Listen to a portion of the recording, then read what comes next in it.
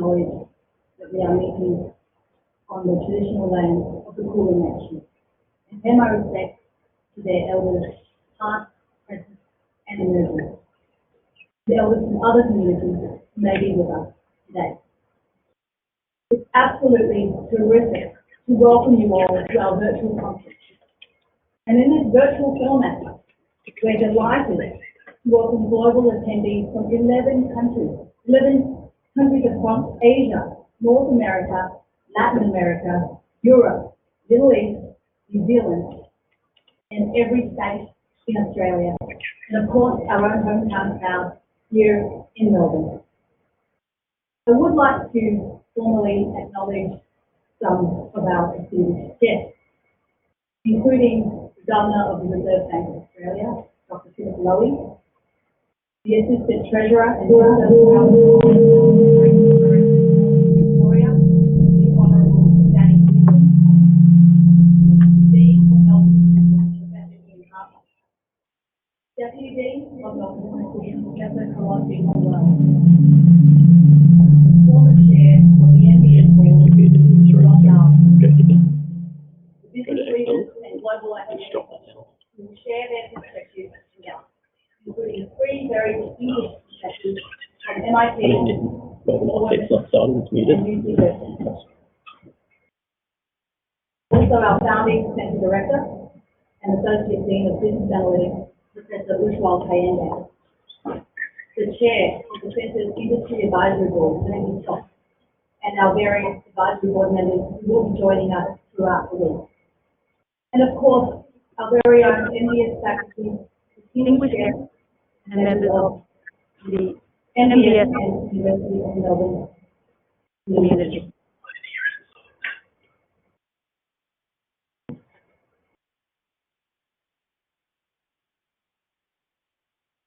The Centre for Business Analytics was founded in 2014 by Professor Ushwal Kayanda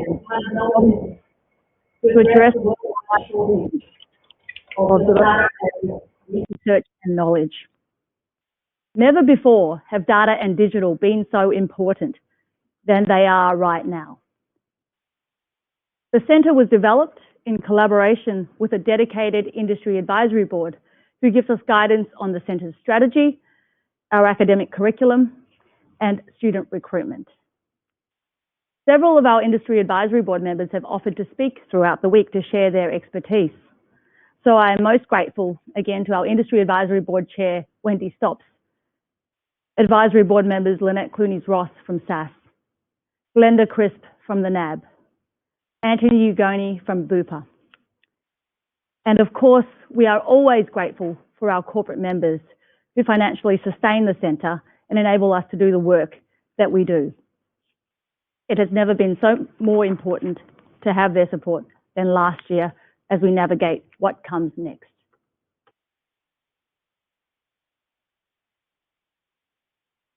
And now that the Centre is 7 years old, we're really proud to celebrate some very long-term relationships. SAS has been the Centre's founding sponsor. And in addition to that, they are the platinum sponsor of our Business Analytics Conference for the fourth time this time round, as well as our Business Analytics Datathon that took place 2 weeks ago. A big thank you to Lynette, Danny, Vanessa, and Ian, and the entire SAS team.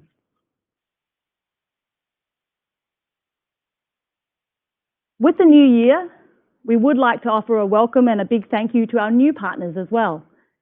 IBM, Dataiku, Agenic, and Databricks, who are joining our MBS community today. And of course, a hearty welcome back to our sponsors, Yellowfin, NAB, Suncorp, and FPP, who have enabled us to host our inaugural virtual conference week today. We do encourage you to download speaker and sponsor resources in the audience resources window that you have on your panel. And please connect via LinkedIn with our speakers throughout the week using the little blue LinkedIn tile under each speaker's name. And for your planning purposes, within the resources section, you'll find a URL that takes you to the agenda so that you can plan your day.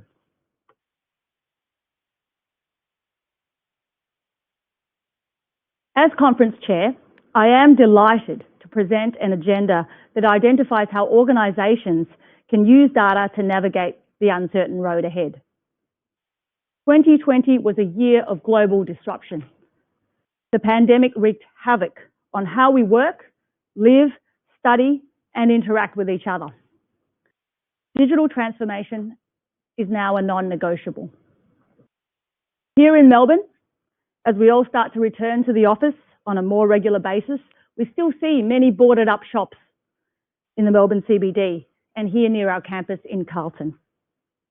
The sessions this week will focus on how we can leverage data and analytics to drive recovery and growth and accelerate some of those green shoots we're seeing as vaccines begin to get rolled out across the country. Each day, as you can see on this slide, will have its own sub-theme. And today is a day that focuses on leadership in analytics. We will have the opportunity to hear from government and business leaders, along with global academics, on how to best leverage data analytics to accelerate recovery and growth. Any questions that you have for speakers today can be submitted in the Q&A chat box in the audience panel that you see. And each day will run from 10 a.m. to 2 p.m. Australian Eastern Standard Time, with a few 15-minute breaks in between so you can stretch your legs and get a cup of tea and step away from the screens for a little while. As a registered attendee, all the content will be available on demand after the event. So not to worry if you have to miss a session or two today and throughout the week. And as the conference chair, on behalf of my team, I'd encourage you to tweet and post on LinkedIn using the hashtag MBS Analytics. We would love to hear what you think of our content and programming. And now, it gives me great pleasure to welcome and introduce Professor Ian Harper, Dean and Director of Melbourne Business School and Co-Dean of the Faculty of Business and Economics at University of Melbourne. Ian is a board member of the Reserve Bank of Australia and a renowned Australian economist who, with over his 40-year career, is best known for his work in public policy. Ian was appointed an Officer of the Order of Australia in 2020 for his distinguished service in education in the field of economics and public and monetary policy development and reform. With that, it gives me great pleasure to hand over to our Dean, Professor Ian Harper. Well, thank you very much, Anita, and let me add my welcome to every single one of you to this wonderful online conference. As Anita has pointed out, it is the fourth of the Melbourne Business Analytics Conferences and the first to be virtual, and in fact the entire week, the Melbourne Business Analytics Conference week will be held virtually. So wherever you are in the world, tuned in to our conference, can I give you a very, very warm welcome. It's wonderful to have you as part of this event. It's wonderful to have you engaged with Melbourne Business School, but in particular with our Centre for Business Analytics for this extraordinary conference. As Anita has said, the focus of this conference will be on recovery and growth. Those of you who've been watching the numbers will know about Australia having really ramped back up out of the downturn in quite an extraordinary way. If we're not not the fastest to have recovered, we're certainly one of the fastest. But as I suspect the Governor of our Reserve Bank might point out in his remarks, that will come back again to a more normal level, in fact, subnormal level of growth. We will still have substantial excess capacity in our country for quite some time. So the rapid resurgence of recovery will need to morph into more normal levels of growth. And that's going to require digital transformation. It's going to require the use of data analytics to drive productivity growth for our country, in particular, in order to limit the excess capacity that we are still experiencing in our labour markets. That's economists speak for getting unemployment back down again and getting ourselves back onto a more normal growth trajectory. So for one, as an economist, I really welcome the focus that everyone at this conference will bring to the impact of digital transformation and data analytics on growth and development for Australia and, of course, for every country recovering as we are from the pandemic. Well, this conference has become a signature event for Melbourne Business School. It's a fixture, and it's something of which we're exceptionally proud. It is an opportunity, as you know, for the very latest thinking in business analytics and data analytics more broadly to be shared, and we have the privilege of hosting some experts from around the world, both as, of course, but also as speakers to this event. And I pay tribute to Professor Utpal Kyandia, my colleague, and to Anita and the whole team at the Centre for Business Analytics. Ladies and gentlemen, you won't be surprised to hear me say, as Dean of this conference, that the Centre for Business Analytics is one of the jewels in our crown. And it reflects so wonderfully on the leadership that Utpal provides, but also that his colleagues bringing behind him in developing not just the Centre, but this conference into an event of such global significance. And I should also point out, of course, that behind Utpal, there stands an advisory committee. The school is exceptionally privileged to have people of such distinction join an advisory board to keep us on the straight and narrow, so to think about how we should develop the Centre. And I particularly like to call out Cox at this point, chair of the Centre's advisory board. Some people take these opportunities really for decoration, but Wendy is not in that camp. As chair of the advisory committee, she's right in designing what the Centre does and bringing support to the work of the Centre, and she has her fingerprints all over this particular event. So Wendy, as Dean of the Melbourne Business School, on behalf of the school, thank you very, very much for the enthusiasm, the passion, and the involvement you bring to our Centre for Business Analytics. Well, now it's a very great pleasure to introduce you all my friend and colleague, Dr. Philip Lowe, Governor of the Reserve Bank of Australia. I too worked at the Reserve Bank in the early 1980s. I didn't stay as long as Philip did, and certainly haven't achieved the distinction which Philip has over the years of his involvement with the bank. We were there in the early years, as I say. He went on to take a PhD from the Massachusetts Institute of Technology in the United States, and then in 2020 rose up through the ranks, and in 2016 he was appointed by the then Treasurer and now Prime Minister of our country, Scott Morrison, to be the Governor of the Reserve Bank of Australia. I have the privilege to serve as member of the board of the Reserve Bank, which Dr. Lowe chairs as Governor. But it's a particular pleasure, Phil, to be able to welcome you here to make an opening remarks for our conference. I thank you personally for the honour that you paid the school and making yourself available to give these remarks. And ladies and gentlemen, I now ask you to join us in welcoming Dr. Philip Lowe, Governor of the Reserve Bank.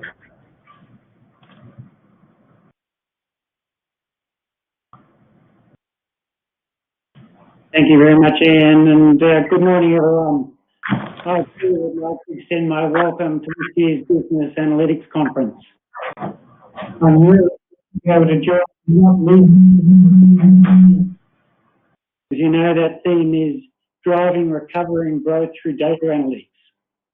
This theme brings together two issues that are really close to my heart. The first is the recovery of the Australian economy from the pandemic, and the second is the critical can play in sustaining that recovery.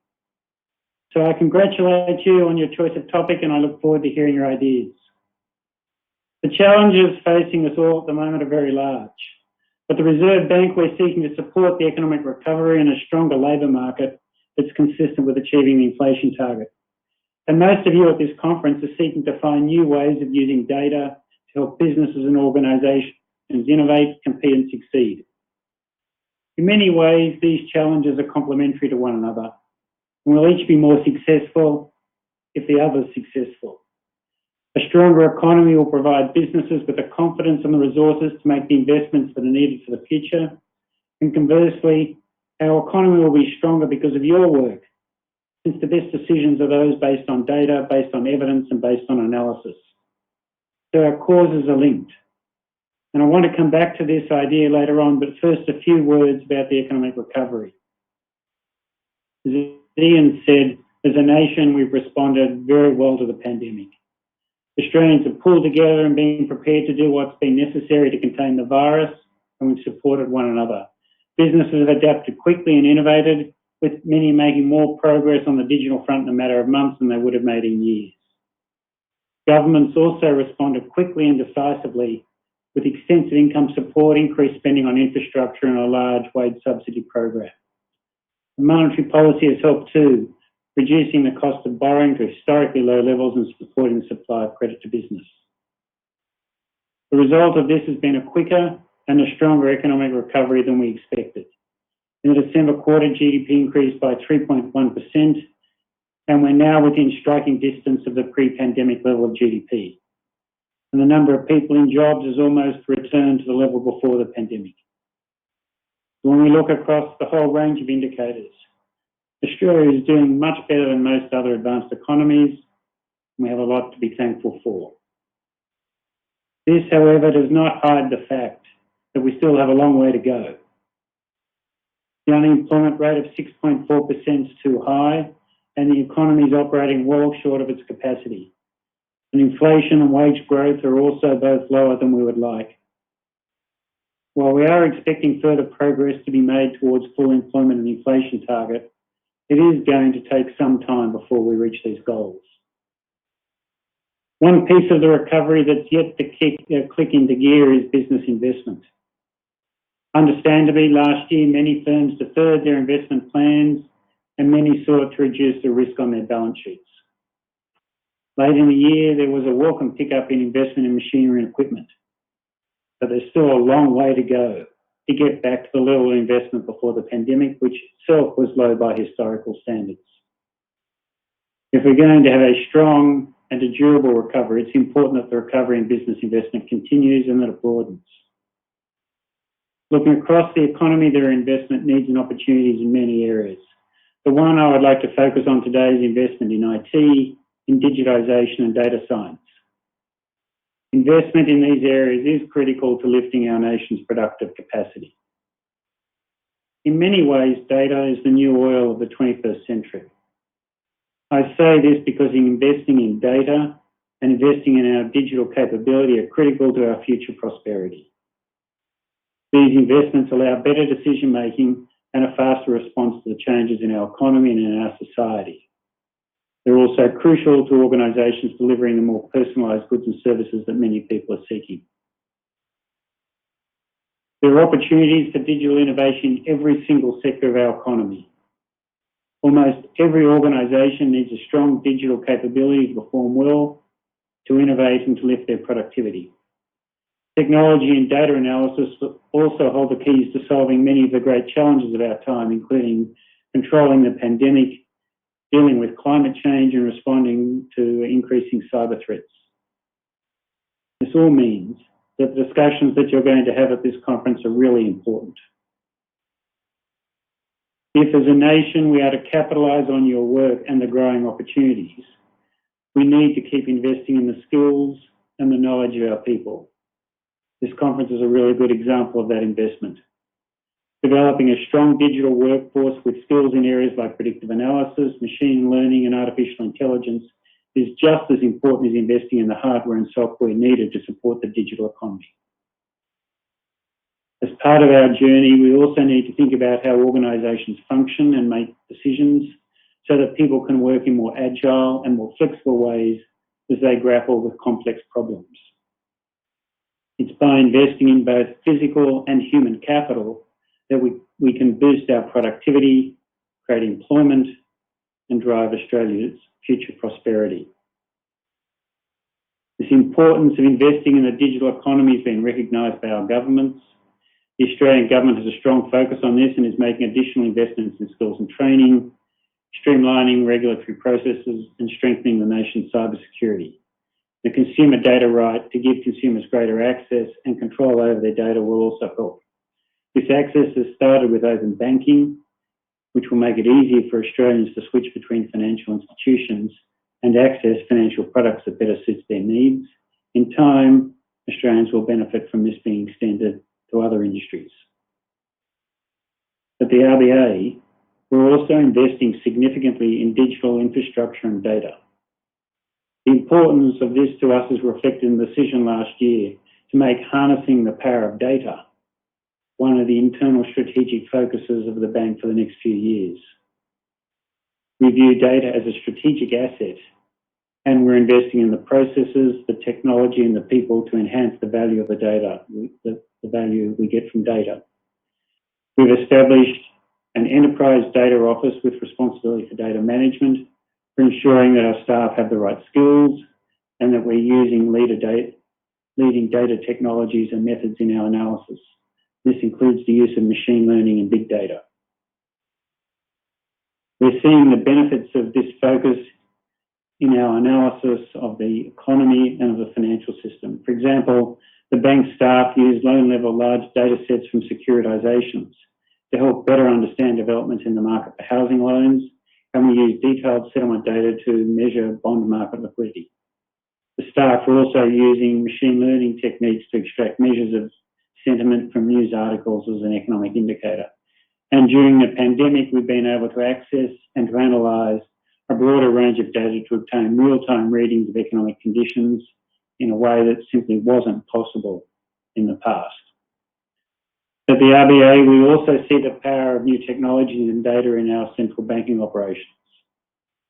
The RBA has played a significant role in building the new payments platform, which is a critical piece of national infrastructure, which enables us all to make fast payments on a 24/7 basis.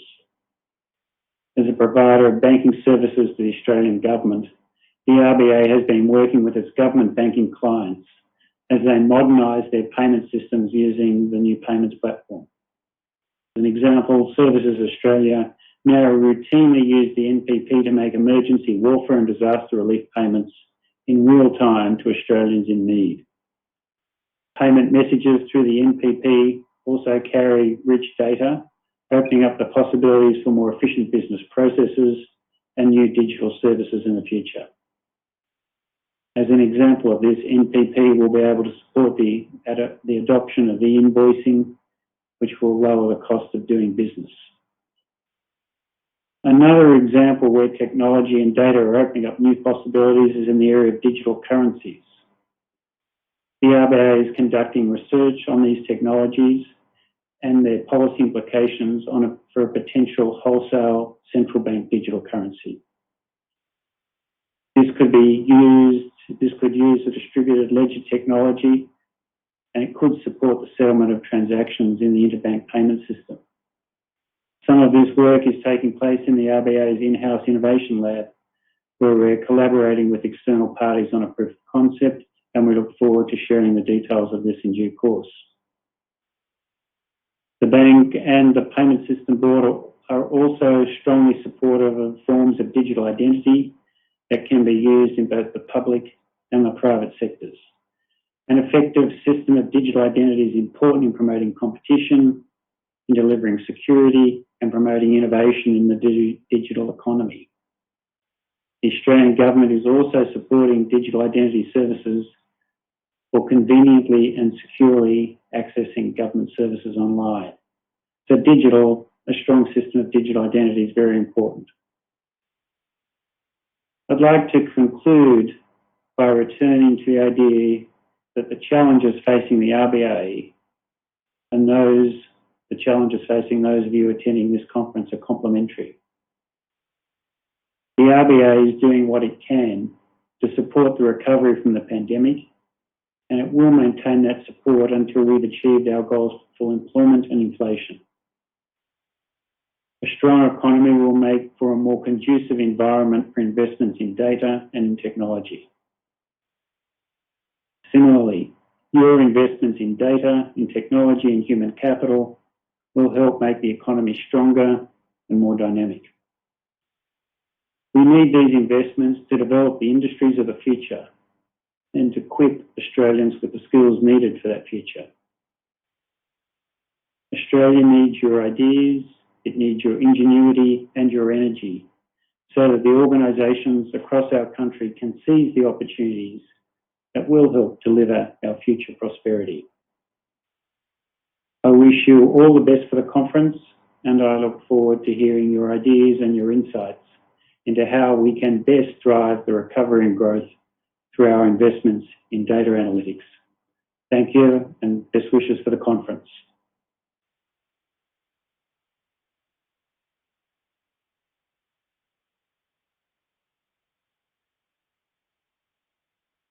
That you'll join me in thanking Dr. Lowe, the Governor of our Reserve Bank of Australia, for those opening remarks.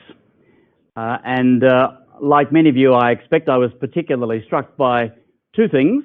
The first is the governor's emphasis on how much the digital transformation and data analytics trend that we'll be speaking about at greater length in this conference and are transforming the bank itself. I mentioned earlier on that I also worked at the Reserve Bank in the early 1980s. Philip and I didn't actually overlap in the same department. He was busy studying at the university and working elsewhere in the bank. But suffice to say that now I return as a board member all these years later. It is stark how the data revolution has really changed the way the bank operates from the inside out, and the types of challenges that every business faces are working their way through the Reserve Bank's operations as well. You might well imagine that the discussions that take place at the Reserve Bank board are data rich, and the techniques of analysis that are brought to bear are very much benefited from the revolution in data analytics that is taking place as we speak. The second thing that struck me, and I should say that I make these remarks in my personal capacity, as you'll appreciate, not as a board member of the Reserve Bank, least of all after my chairman has just spoken, but the emphasis that the governor gives to business investment and the importance of the recovery in business investment to the whole recovery of the Australian economy. We've bounced out of the blocks, as I pointed out earlier on, but much of that bounce has come obviously from government expenditure, particularly as the result of wage subsidies, but also consumption. And that consumption is being fueled by the increased household savings that took place while people were enjoying the wage subsidy and while there wasn't much else to spend the money on. But now that we're coming out the other side, and we're beginning, of course, as many countries are, to vaccinate our populations, the focus turns to business investment and the business community. For the long-run growth of the Australian economy, for long-run productivity development, for wages growth, and for us to return to what we would regard as more normal conditions, it's essential that business investment take off. And in turn, a driver of business investment will be investment in digital transformation, the sorts of subjects that we'll be discussing at this meeting. So once again, ladies and gentlemen, let me on your behalf thank Dr. Lowe for his insightful opening remarks, and I'll add my personal thanks to Phil for lending the dignity of the Office of Governor to our conference here at Melbourne Business School. We are well aware of that and delighted to have had him speak. And now, ladies and gentlemen, it's my very great pleasure to hand you back to Anita and to get on with the business of the conference. Thank you very much.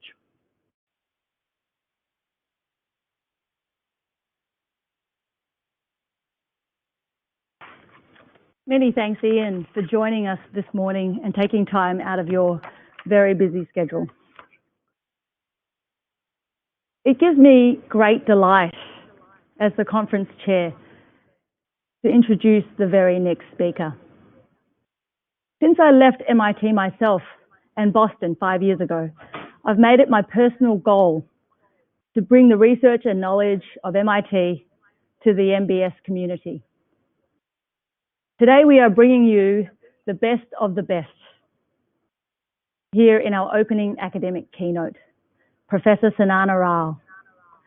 Sanan is the David Austin Professor of Management at MIT, the Director of the MIT Initiative for the Digital Economy, and a founding partner of Manifest Capital.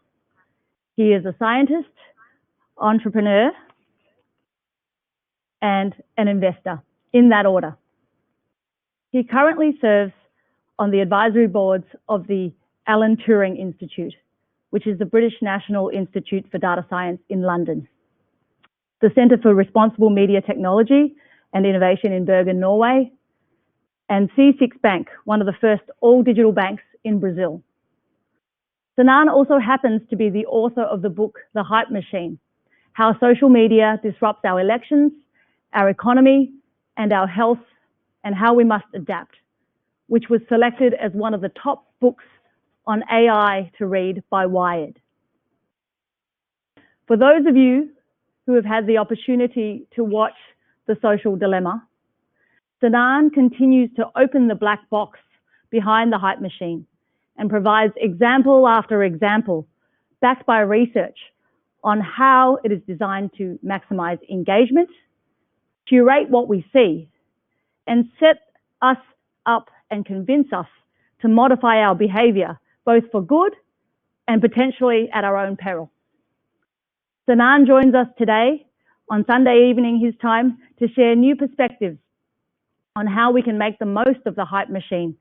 And with that, it's my great pleasure to welcome Professor Sinan Aral from MIT. Thank you so much. It's an honor to be here at this important meeting discussing what are clearly topics, not just for business and competitive advantage, but also for society and the world.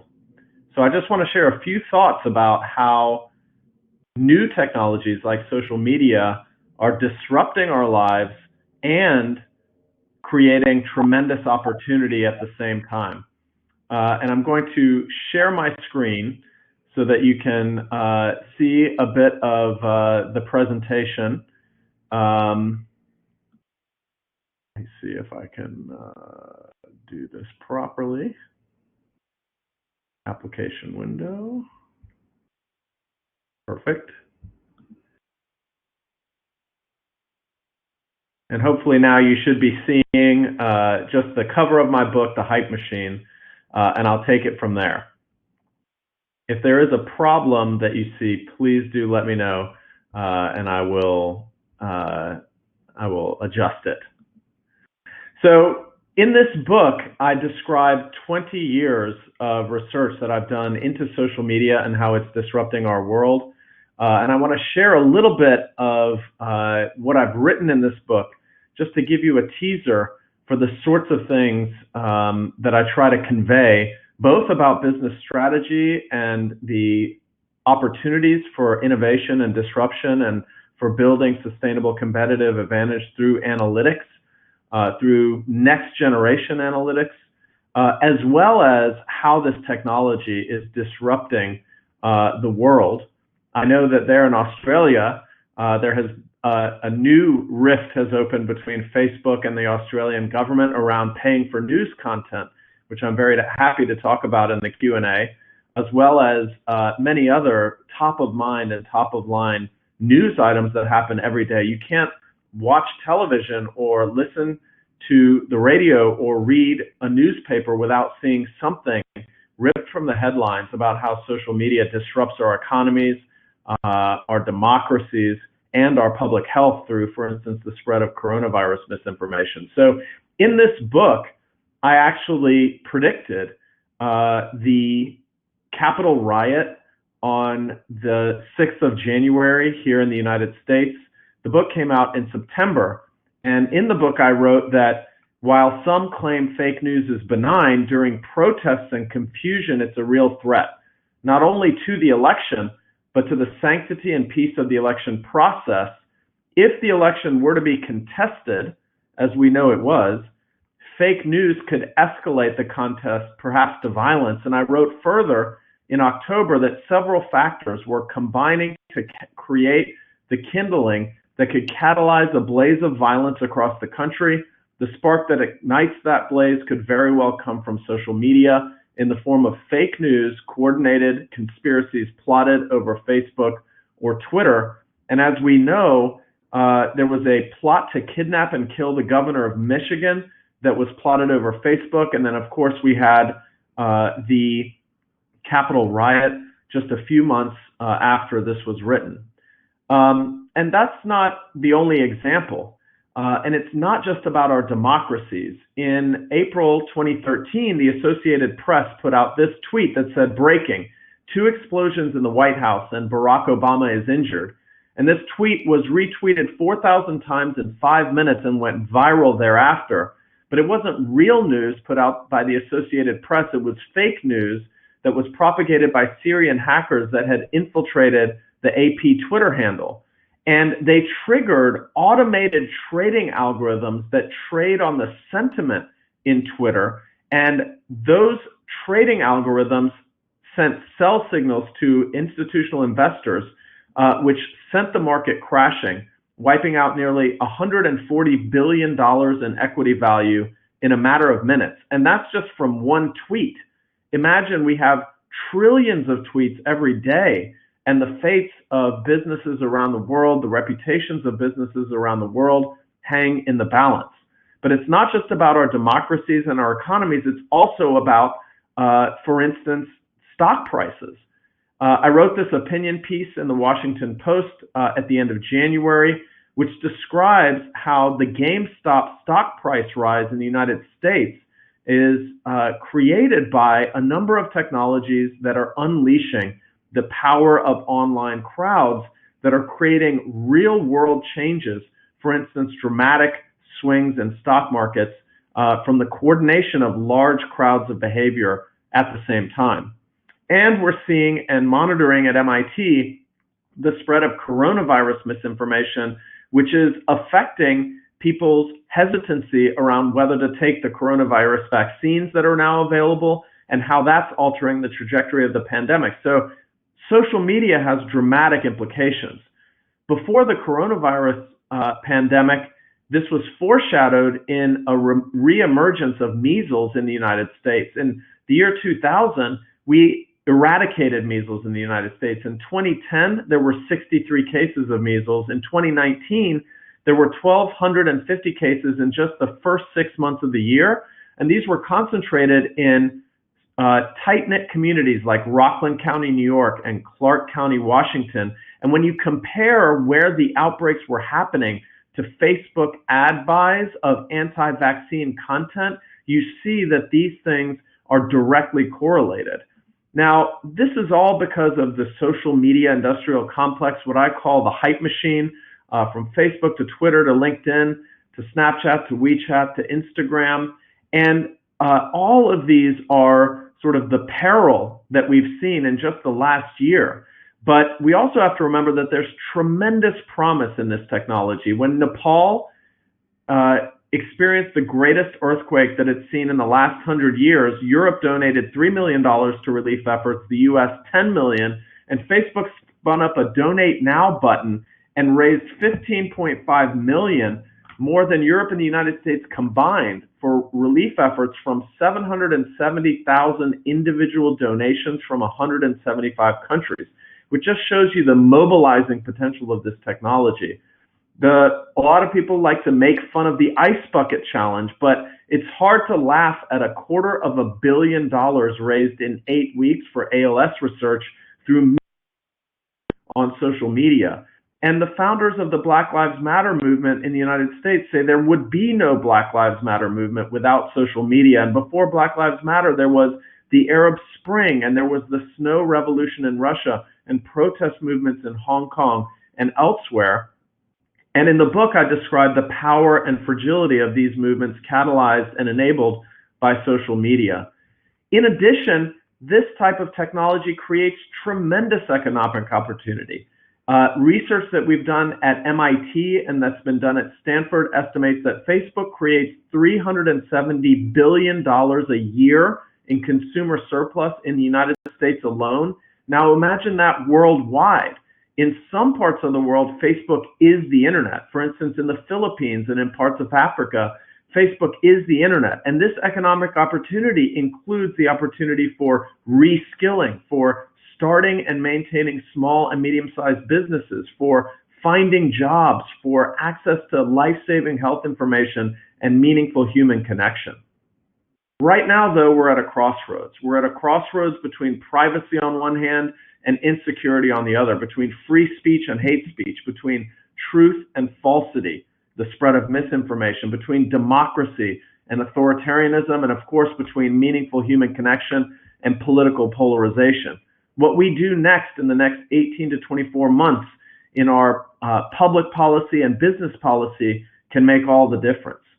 In the book, I go under the hood of how social media works, beginning with the neuroscience of it all, in a chapter called Your Brain on Social Media, which outlines all of the different neuroscience evidence for how our brains react to social media, the dopamine reward cycle that's triggered by social media, and how it really does engage our emotions, our psyches, and in turn change our very behavior.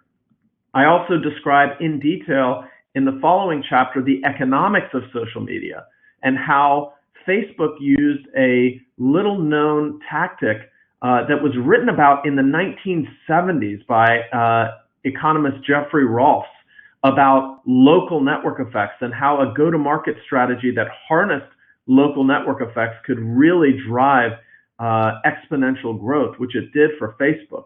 And this was a strategy of not just opening up a social network to be available to strangers like MySpace was, so that you could make friends with people who had similar musical tastes, but to instead recruit groups of highly connected users like students on a college campus, which creates an intimacy and a safe space and a tremendous amount of value from wanting to connect with your friends.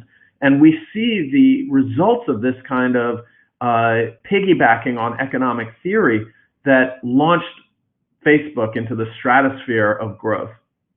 In the book, I go under the hood of the hype machine's algorithms, specifically the newsfeed algorithms and the friend suggestion algorithms, the people you may know algorithms.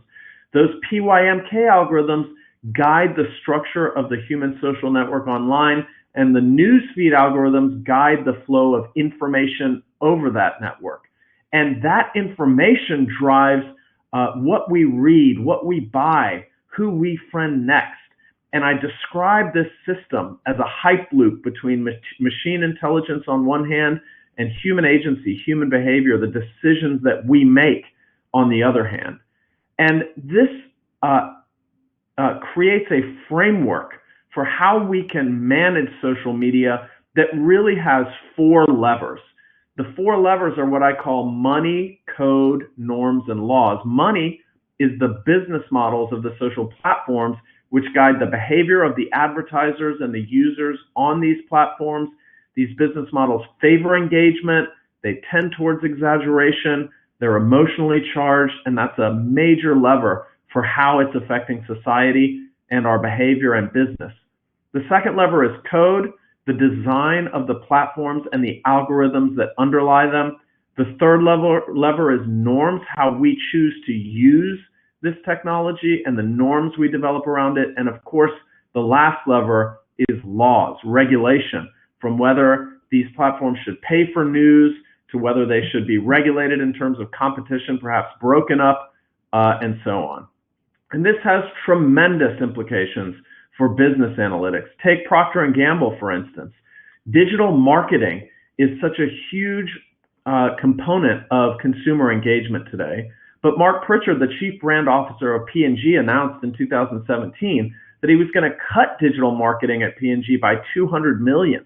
And gurus and business advisors around the world gasped in terror. And they said, there's no way P&G can grow while cutting marketing by such a huge amount.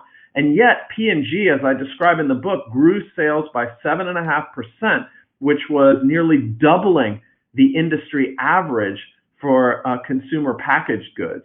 How did they do it? Well, in a investor call, CFO John Mueller said, yes, marketing spend was down 6% from a year ago, but our total reach and frequency were probably up in the quarter. The total marketing spend required to achieve that reach and frequency and deliver that growth and market share gains was down. How did they do it? Well, they focused on solving Wanamaker's paradox. Wanamaker famously said, I know that half of my ad budget is wasted. I just don't know which half. Well, digital and social and digital marketing allows you to know which half because it's precisely measurable, which gives us enormous opportunity to create sustained competitive advantage. So in the book, I describe the integrated digital marketing framework, which is a path for businesses to optimize both social and digital media marketing. And I describe the process of within-channel optimization and across-channel optimization that creates that path to sustained competitive advantage. The book also describes the process of marketing analytics and optimization, which goes from attribution modeling to rigorous ROI measurement, allocation, deployment of media, and then measurement of consumers' responses to that media, and the business outcomes that are created by those consumer responses in a cycle that then leads back to new marketing actions that can be iteratively optimized over time, all described in the book. I also describe in the book, for instance, the story of eBay, which spent $51 million a year on search advertising, thinking that it was getting a 4,100% return on investment. But when they ran experiments to rigorously measure ROI, they actually found that they were getting a negative 63% ROI. How did they do that? Well, it's about really rigorously understanding the concept of lift. So imagine that when people came into this lecture, let's say that we were physically present together and sat down to listen to this lecture, that I handed out leaflets advertising the lecture. And then when I sat down, or when I began the lecture, I asked everyone who was sitting and listening with a leaflet in their hand, what is the conversion rate on those pamphlets that I handed out? And the answer would be 100%, because everyone who got one came to the lecture, consumed the lecture. Then if I asked, what was the behavior change created by that pamphlet? The answer would be 0. So the conversion rate on that pamphlet that I handed out before this lecture is 100%, but the change in behavior that it provoked, 0. And that's the difference between correlation and causation in rigorous ROI measurement, which is all spelled out in the book. The idea here is that we need to focus on a fundamental difference between correlation on one hand and causation on the other. And that's exactly what eBay did. When eBay ran an experiment where they shut off their search advertising spending, they saw that traffic just came through search in organic. And they saw this both on Google and on MSN. And what that means is that, in essence, their ad dollars were not driving the behavior, but it was correlated with the behavior. So they learned what the true ROI of their investment in search advertising was by focusing on causation.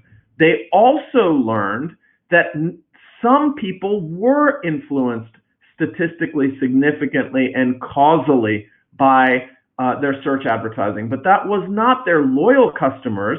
That was the people who, on the left here, hadn't been to eBay in the last 12 months or had only been once, or on the right-hand side graph, hadn't purchased anything in the last 1 year on eBay.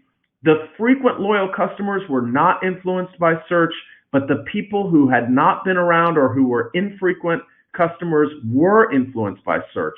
And that's exactly how P&G did it.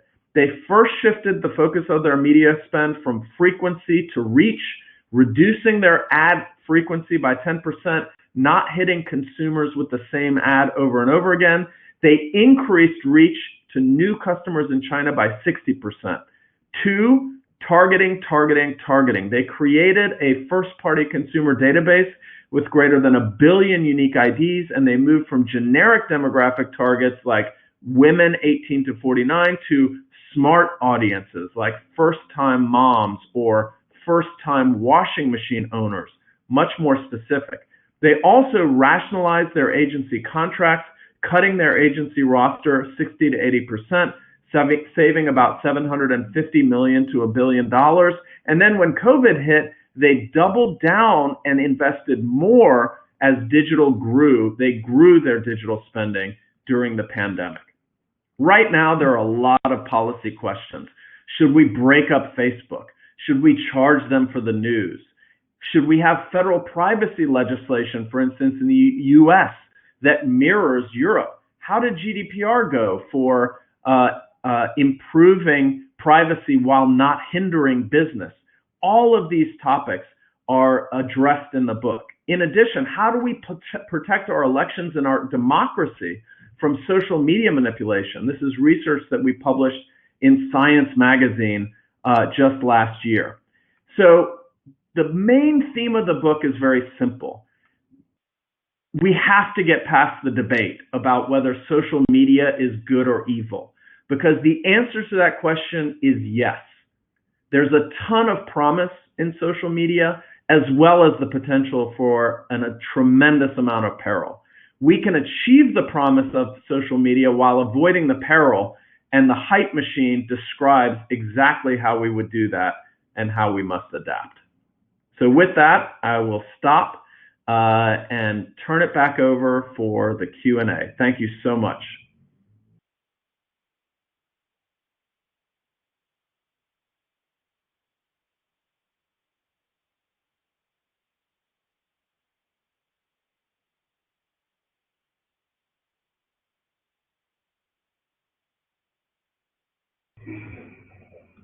Thank you so much, Sinan, for that discussion on your book. It's a real page turner. I really enjoyed reading it.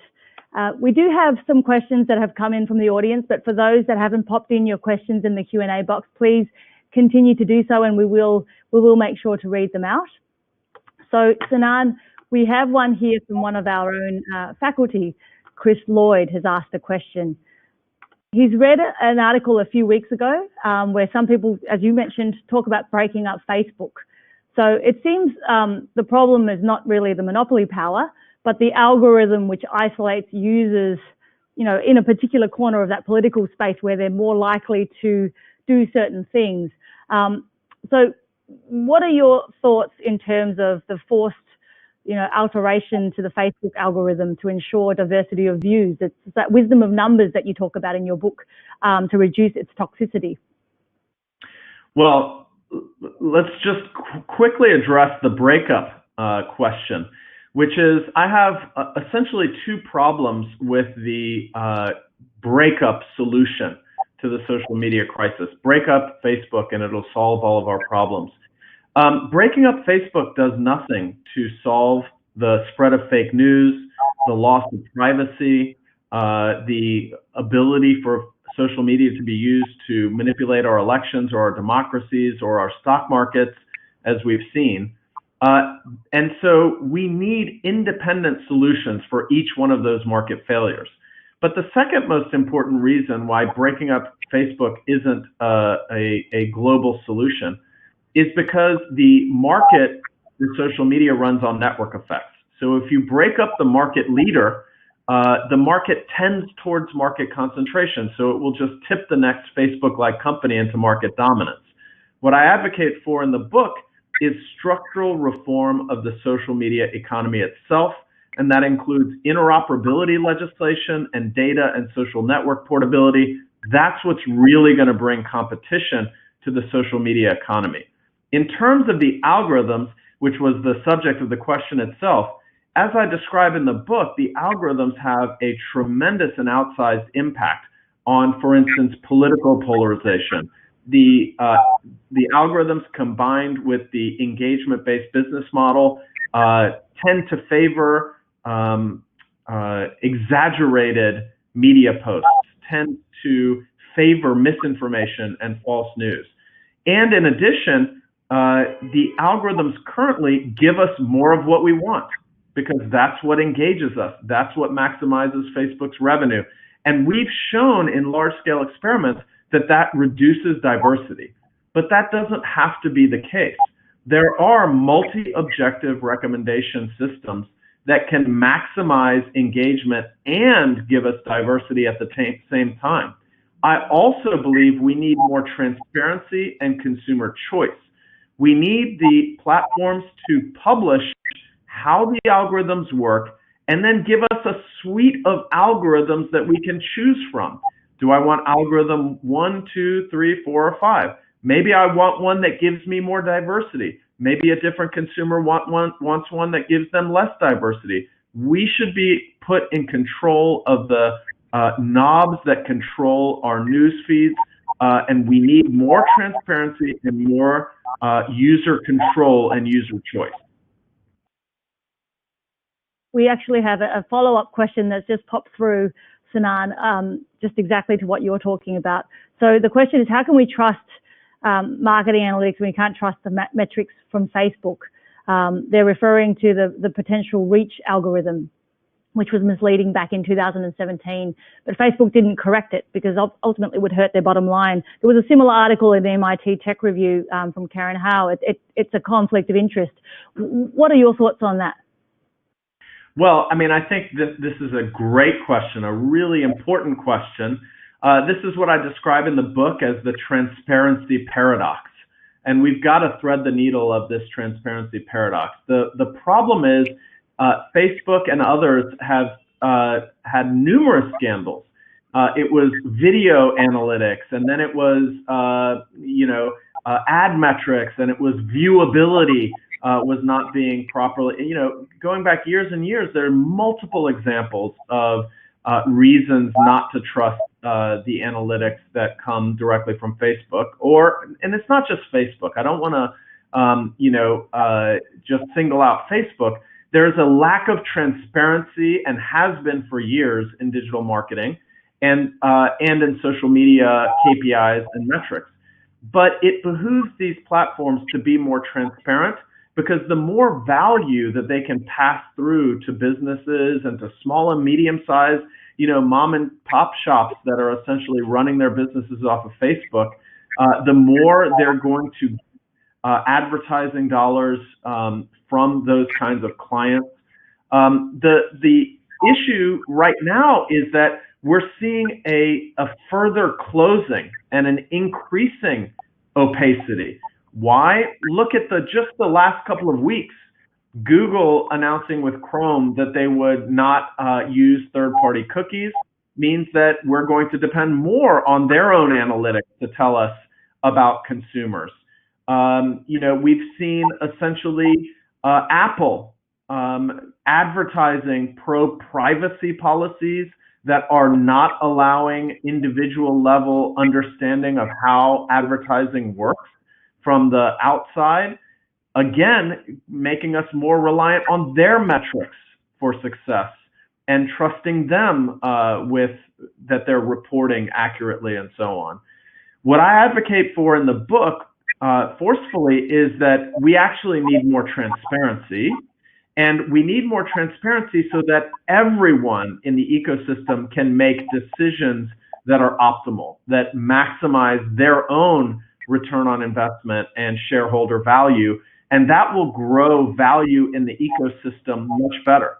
And the way we do this is to thread the needle of the transparency paradox with technologies like differential privacy.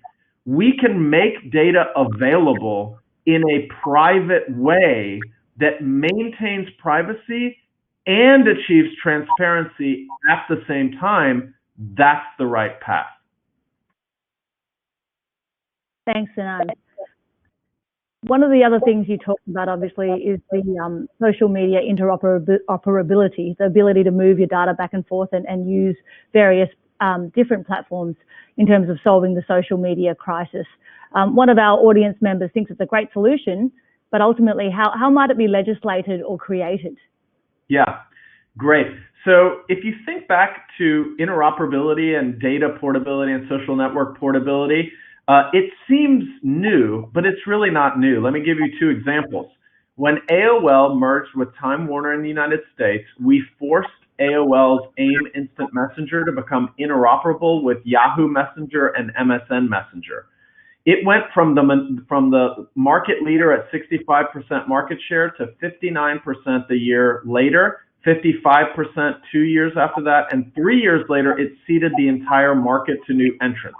Perfect example of interoperability creating competition. And if you think back to a time when we couldn't take our cell phone number with us when we switched from one provider to another, that was instituted by law. And at the time, that was your social network because that's where everyone knew to call you. If we could take our social networks with us from one carrier to another, it would create competition. Research shows that number portability created $880 million in consumer surplus every quarter for years and years and years in Europe when it was instituted. How do we get it done? In the United States, there's an act sitting before Congress called the Access Act, which would force any social media platform greater than 100 million users to become interoperable with other social media platforms. That's a perfect example of legislation that would enact interoperability. How would we get it done technically? People say, oh, that sounds really hard. I guarantee you there are hundreds of other technical challenges that are much more difficult that the social media platforms have already solved. I imagine a stack of 5 to 7 standard messaging formats, which they've already all adopted. Textual messages, video messages, stories, which now appear on LinkedIn and in Instagram and on Twitter as fleets. These are all standard messaging formats that could and should be interoperable. Thank you so much, Sinan. Unfortunately, I think that's all the time that we have for your session. We're so appreciative that you could come in from the US and join us on Sunday evening to share your thoughts. I really enjoyed your book, and hopefully the other folks will have a chance to read it as well. Thank you very much for joining us today, Sinan. Thank you. Thank you. So we'll be taking a short break now for about 15 minutes, and then at 11:15 Australian Eastern Daylight Savings Time, we will welcome Kelly Bayer Rosmarin, the CEO of Optus. Thank you very much. In an uncertain world, understanding data is more important than ever. It can help organisations make informed decisions, face ongoing challenges with confidence, and prepare for an uncertain future. The Centre for Business Analytics works with organisations to unlock the power of data so they can make factual, proactive decisions that deliver competitive advantage. Our educational programs provide powerful learning opportunities for executives looking to transform decision-making through business analytics. We provide access to a premium analytics ecosystem, which includes world-class academics and research experts, along with early access to analytics talent who speak the language of business, technology, and mathematics to drive value and navigate change. Through the power of analytics, we are empowering organisations to put their future into their hands.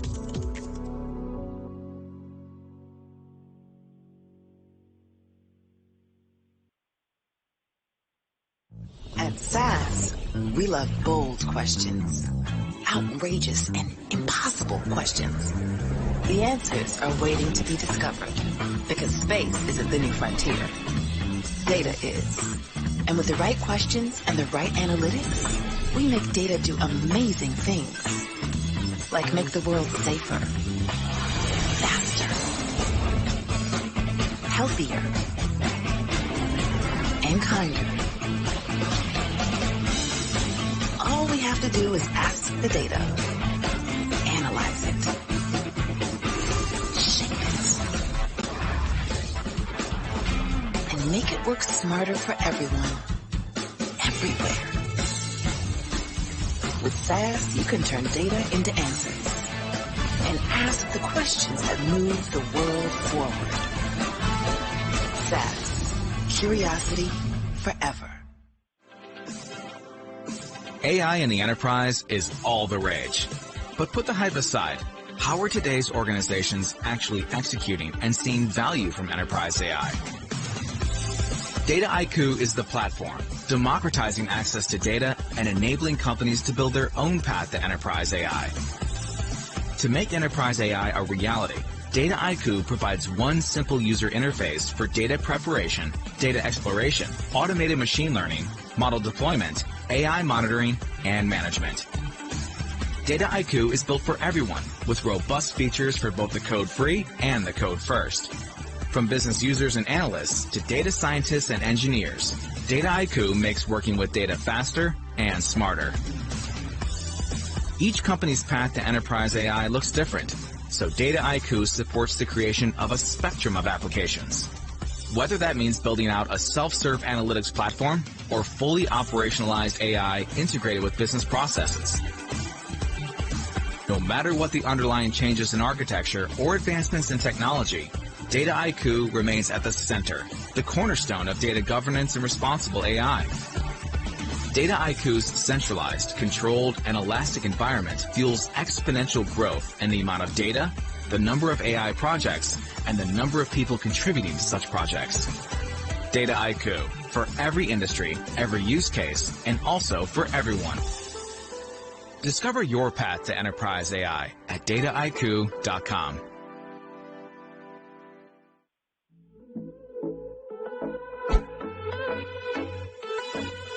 People have got a unique thing about them, which is not only are they awesome technically, but they feel a sense of belonging. We genuinely call ourselves a family. Genic was started out of a desire to start something from scratch that tried to tackle the data market with a new and fresh approach. Our vision is to never settle on a technology, to be constantly chasing the unicorn. The space is moving really quickly, and we see it as our job to be aware of new things coming, and when they are good things, be able to introduce them to our clients.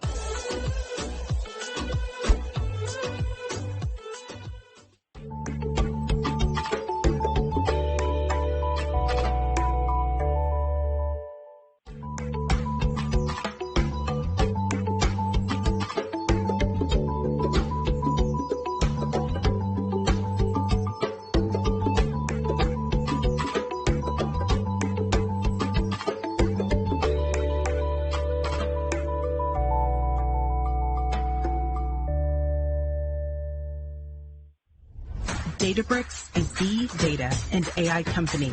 We help data teams solve the world's toughest problems. They can't be solved in silos. They can't be solved by one person. We need all the data, all the science, all the brain power in one place on the only open, unified platform for data management, business analytics, and machine learning.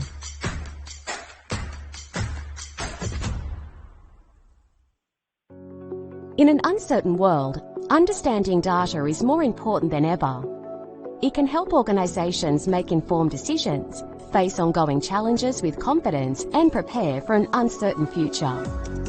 The Centre for Business Analytics works with organizations to unlock the power of data so they can make factual, proactive decisions that deliver competitive advantage. Our educational programs provide powerful learning opportunities for executives looking to transform decision-making through business analytics. We provide access to a premium analytics ecosystem, which includes world-class academics and research experts, along with early access to analytics talent who speak the language of business, technology, and mathematics to drive value and navigate change. Through the power of analytics, we are empowering organizations to put their future into their hands.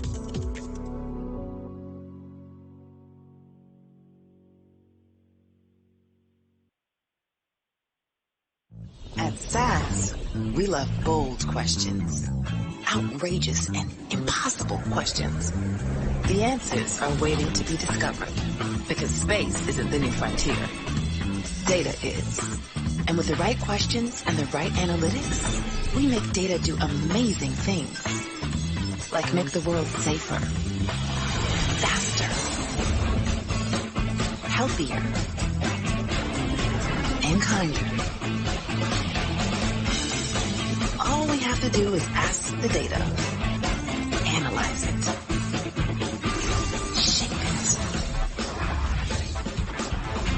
and make it work smarter for everyone, everywhere.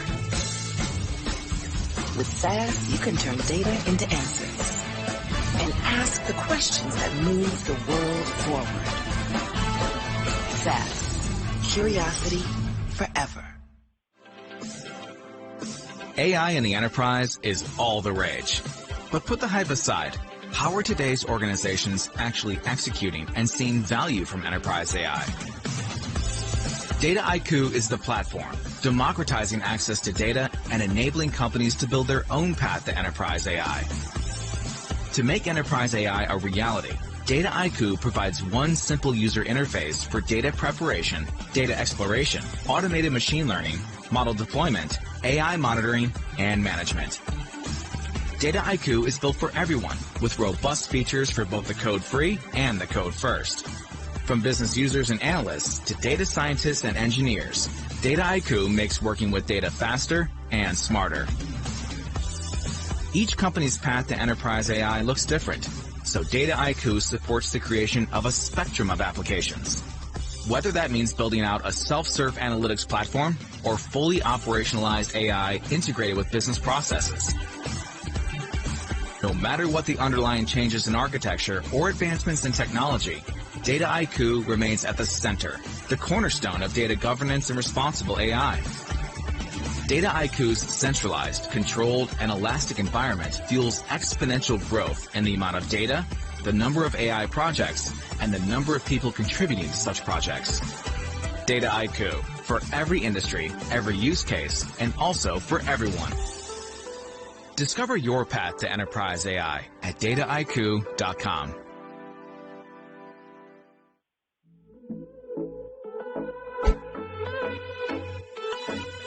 People have got a unique thing about them, which is not only are they awesome technically, but they feel a sense of belonging. We genuinely call ourselves a family. Genic was started out of a desire to start something from scratch that tried to tackle the data market with a new and fresh approach. Our vision is to never settle on a technology, to be constantly chasing the unicorn. The space is moving really quickly, and we see it as our job to be aware of new things coming, and when they are good things, be able to introduce them to our clients.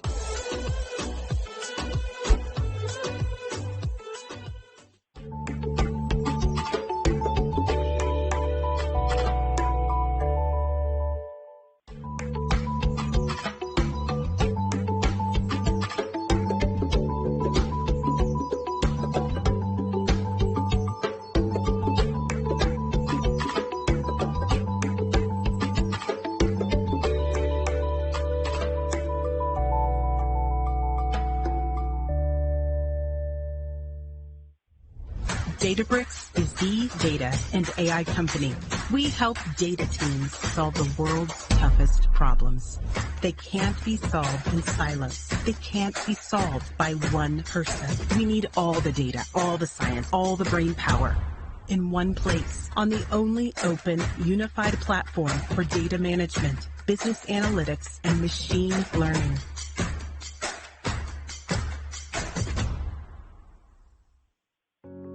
In an uncertain world, understanding data is more important than ever. It can help organizations make informed decisions, face ongoing challenges with confidence, and prepare for an uncertain future. The Centre for Business Analytics works with organizations to unlock the power of data so they can make factual, proactive decisions that deliver competitive advantage. Our educational programs provide powerful learning opportunities for executives looking to transform decision-making through business analytics. We provide access to a premium analytics ecosystem, which includes world-class academics and research experts, along with early access to analytics talent who speak the language of business, technology, and mathematics to drive value and navigate change. Through the power of analytics, we are empowering organizations to put their future into their hands.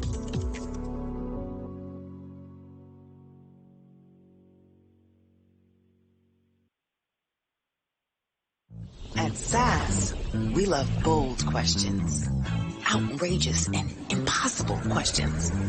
The answers are waiting to be discovered because space isn't the new frontier. Data is. And with the right questions and the right analytics, we make data do amazing things. Like make the world safer, faster, healthier, and kinder. All we have to do is ask the data, analyze it, shape it, and make it work smarter for everyone, everywhere. With SAS, you can turn data into answers and ask the questions that move the world forward. SAS, curiosity forever. AI in the enterprise is all the rage. But put the hype aside. How are today's organizations actually executing and seeing value from enterprise AI? Data IQ is the platform, democratizing access to data and enabling companies to build their own path to enterprise AI. To make enterprise AI a reality, Dataiku provides one simple user interface for data preparation, data exploration, automated machine learning, model deployment, AI monitoring, and management. Dataiku is built for everyone with robust features for both the code-free and the code-first. From business users and analysts to data scientists and engineers, Dataiku makes working with data faster and smarter. Each company's path to enterprise AI looks different, so Dataiku supports the creation of a spectrum of applications. Whether that means building out a self-serve analytics platform or fully operationalized AI integrated with business processes. No matter what the underlying changes in architecture or advancements in technology, Dataiku remains at the center, the cornerstone of data governance and responsible AI. Dataiku's centralized, controlled, and elastic environment fuels exponential growth in the amount of data, the number of AI projects, and the number of people contributing to such projects. Dataiku, for every industry, every use case, and also for everyone. Discover your path to enterprise AI at dataiku.com.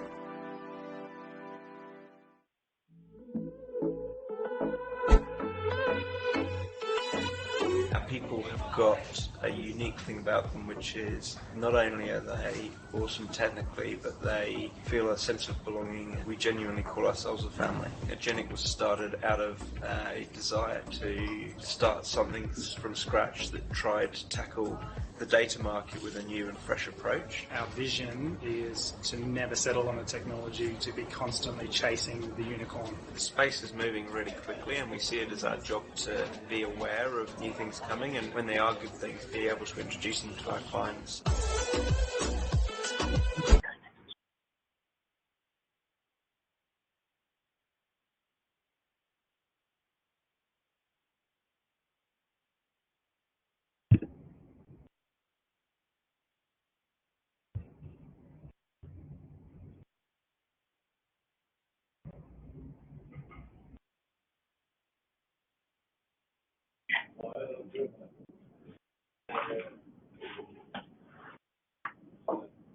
Good morning, everybody. My name is Wendy Stotts, and I'm the Chair of the Industry Advisory Board here at the Centre for Business Analytics.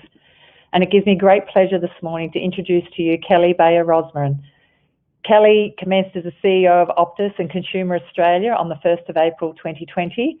She's a respected senior executive. She joined Optus as Deputy CEO on the 1st of March 2019, following a variety of executive roles, including Group Executive, Institutional Banking and Markets at the Commonwealth Bank of Australia. Kelly was raised in South Africa, where she earned a scholarship at the prestigious Stanford University in the United States, where she attained a Bachelor of Science in Industrial Engineering and a Master of Science in Management Science, with an Academic Excellence Award for being the top master's graduate. Her career began in Silicon Valley with exposure to startup and established software companies, which developed her business acumen across a variety of disciplines, including product development, business development, marketing, M&A, and strategy. Following a stint as a management consultant with the Boston Consulting Group, Kelly joined Commonwealth Bank in 2004 and held a variety of senior roles across the institutional and business banking divisions before being appointed to the bank's executive in December 2013.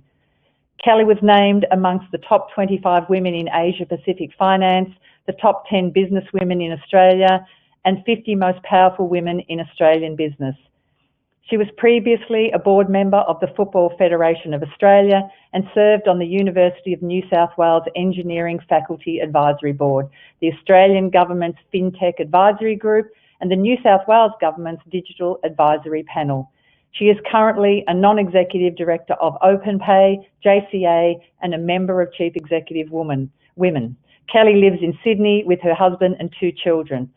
I've had the pleasure of working with Kelly at CBA, and I know firsthand her passion for the power of data and analytics, so she's the perfect presenter for this conference. I'm sure you'll find her very insightful, and I look forward to coming back at the end of her presentation for Q&A. Over to you, Kelly. Thank you so much, Wendy, for that really kind introduction. As you mentioned, data is a particular passion of mine. And so I'm delighted to speak to everybody today, and thank you for inviting me. What I thought I'd cover today is how we use data to see over the horizon and predict what our customers want and need so that we can improve all of our touch points with them. At Optus, the nature of our services is on connectivity, which means that we've got really rich, insightful data. And as we improve and grow our network, this will just grow stronger. I want to give you some current examples of how we're using our data to add value to customers, communities, and our own performance. And also fill you with the sense that we're only at the beginning of the age of data, and 5G will unlock so much more for all of us. Now, 2020 was a really tough year for many people. Lockdowns and working from home led many to describe 2020 as one long Groundhog Day. So let me take you back to one particular day in 2020, and that is Sunday, the 31st of May. Here's what was going on. Globally, there were nearly 6 million recorded cases of COVID-19 and 4,461 people died of COVID on this day. President Trump terminated America's relationship with the World Health Organization. George Floyd protests had the US and other places around the world on edge. In Hong Kong, pro-democracy demonstrators took to the streets to protest China's increased security laws. Citizens in Geneva, one of the world's wealthiest cities, stood in a mile-long line for food. In Australia, we were nearly all working from home, and many of us couldn't visit with loved ones due to lockdown restrictions. According to the Twitterverse, this day, the 31st of May, was when we were at our happiness low point in 2020. And this is the finding of Hedonomica, a company that captures and uses publicly available information, crunches that data, and evaluates the general public's mental health. Of course, data can also be collected on physical health and can influence decisions which can improve both mental and physical health outcomes. For instance, during 2020, DSpark, which is an Optus sister company, collaborated with epidemiologists and governments, sharing insights on how people moved around. And these patterns showed exactly how COVID-19 could theoretically spread across cities, towns, and jurisdictions, which enabled the governments to make more informed decisions about where resources like testing clinics were most effective at halting the spread. Decisions powerfully how we can improve outcomes through analytics. We are now truly in the age of data. If you go back to the 1990s, media coverage and business school strategy cases were dominated by companies like GM, Ford, Exxon. These companies really revolved around the physical with balance sheets and assets. Now, companies that trade in data, which is the oil of the digital era, an often used analogy, are the ones that actually capture our attention, imagination, and our dollars. We have Uber, and Uber knows where we go and what we eat.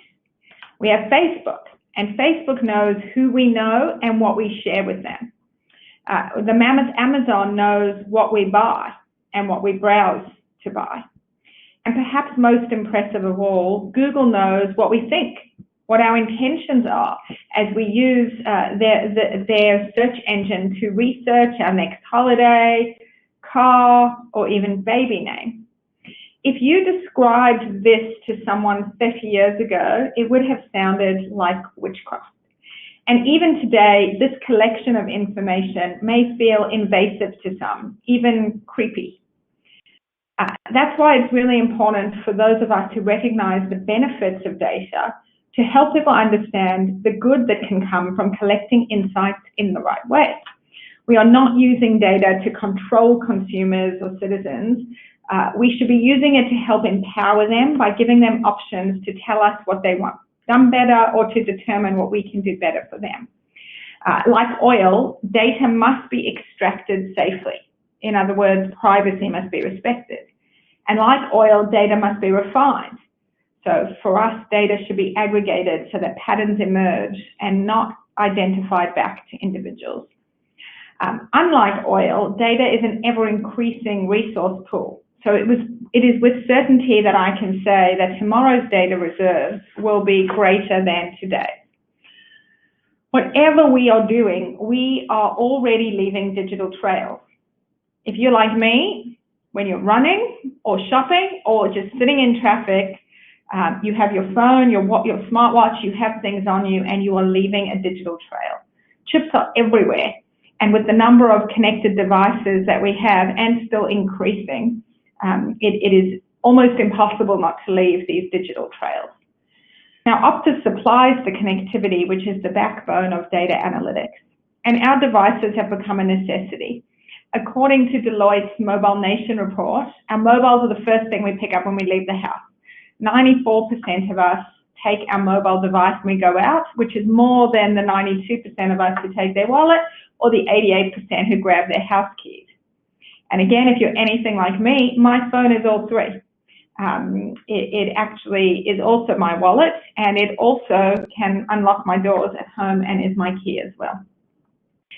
Nearly 9 out of every 10 Australians owns a smartphone, and we spend an average of 3 hours a day actively on our devices, whether that's connecting with family and friends, playing, working, whatever it is, it's leaving digital trails. And even when we're not using the phone, still pinging all the towers, leaving digital trails. Now, that pervasive, always-on connectivity means that Optus is the custodian of insightful data about our customers. And when we can combine that data with AI and machine learning, we can move from explaining what is happening to predicting what is going to happen next. Now, seeing over the horizon will also help improve our communities. For instance, when spotting patterns in public safety. The knowledge of where a crime is likely to happen next can give law enforcement superhero-like ability to be where they're needed the most. It is this use of data, solving issues before they even emerge, that excites me the most. And it is using data to see over the horizon that I believe will help businesses recover from what has been a very tough economic year. Optus's own use of its data relates to achieving our vision of becoming Australia's most loved everyday brand with lasting customer relationships. Our focus is on turning data into actionable wisdom. A single data point can be pretty meaningless, but if enough are gathered, it becomes information, then knowledge from which we can inform insights, then wisdom on which we can take actions which will improve outcomes for customers and business. By identifying trends, we can develop new and improved offerings that our customers will want. And I now want to provide you with some tangible examples of how Optus has been using our data to add value to our customers, our communities, and our business performance. A year ago, when Australians went into lockdown, we saw visits to fitness sites skyrocketing as people sought workouts and exercise classes online. So Optus gave our customers what they were looking for by launching our second Optus Sport channel, OS Fitness. Since its launch, OS Fitness users have streamed 490,000 workouts, and customer feedback has been overwhelmingly positive, with one customer describing their surprise and delight with the new offering by saying, "What a pleasant surprise," and another simply saying, "Love the new fitness stuff." Of course, we are using feedback from our users to refine our plans to add more workouts, features, and partnerships so we can deliver users an even better experience. We are using the data of how they interact with the platform and what they choose to engage with as a modern listening tool. And that's real value add to our customers. Another example of where data can be used to identify what's working and what improvements can be made for the benefit of our whole community. When analysing visitor movements in the Gippsland Lakes region during the Australian Black Summer bushfires, we could see that some visitors began to leave when tourists were first warned to evacuate the area on the 23rd of December, and that's when authorities already knew that the conditions were bad and going to become worse. But it wasn't until the second warning on the 29th of December that visitors could be seen to decrease sharply, many of whom by then were already trapped or hindered by road closures. So why didn't visitors heed the first warning?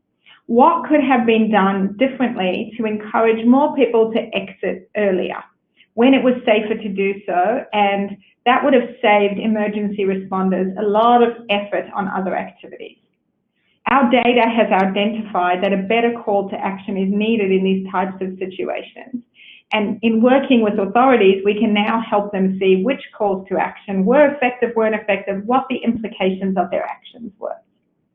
Another way that we can contribute to our country is using our data to reduce our environmental footprint, such as through real-time monitoring of our network load on the cell site level. As we have thousands of sites and millions of customers, the sheer scale of this type of undertaking is only achievable when we combine data with AI and machine learning. But by doing this, we know which mobile equipment is not being used and can be powered down, optimizing our overall power consumption and drastically improving our energy efficiency. Another example. It will come in no surprise that in 2020 we saw movements out of our capital cities.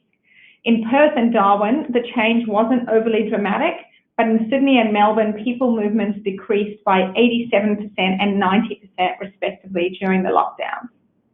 As we look to upgrade sites and enhance our capacity, our customers' usage patterns inform where activities will mean the most to customers and how we adapt to new normals. We launched something called the Optus My Network initiative directly in response to customer input. And it's a stellar example of valuable, actionable, qualitative input.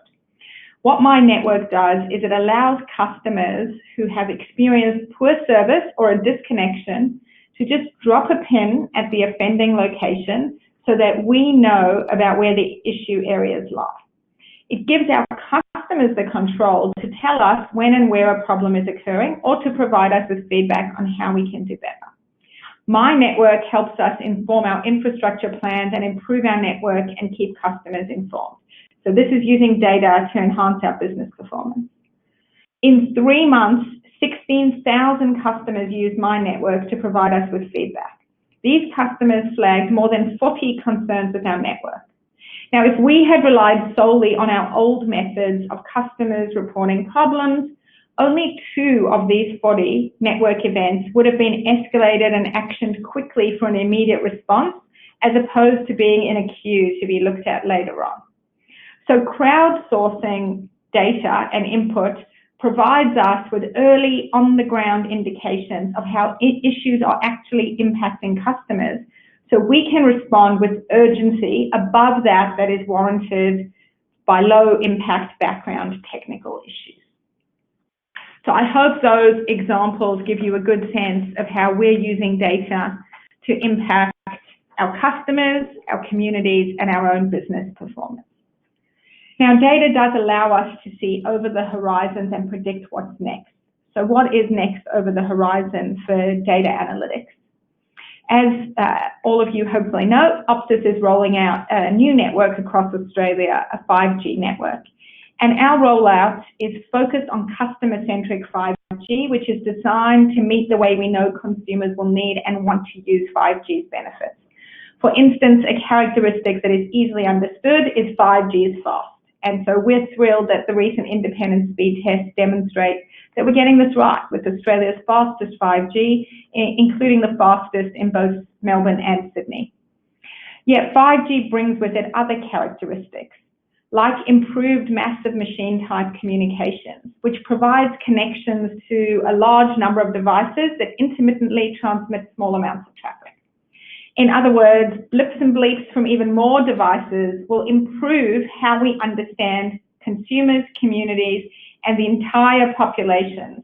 And in turn, that data will feed the decisions that allow us to create better businesses, local government services, and a better Australia for all. Enhanced mobile broadband, also enabled by 5G, will in turn improve video conferencing and advance new services like augmented reality and virtual reality. which will underpin government and businesses' ability to deliver services that improve outcomes. Think healthcare, education, safer work environments. When Optus delivers 5G, our connectivity will impact more than just our own customers' experience. We will also be improving the quality and quantity of data and the solutions that it can inform. As Optus improves our services and builds out 5G, more devices will connect, more data points will evolve, and the network effect will increase the speed with which that data can be turned into actionable wisdom. So as we all stand here at the doorstep of the age of data, just remember that we are just at the beginning. There is so much more potential ahead of what data can do, how we can use it, and what can be achieved, solved, and accomplished. So I hope that this fills you with the same inspiration that we have to pursue data's full potential. I'm now happy to hand back to Wendy and answer any questions.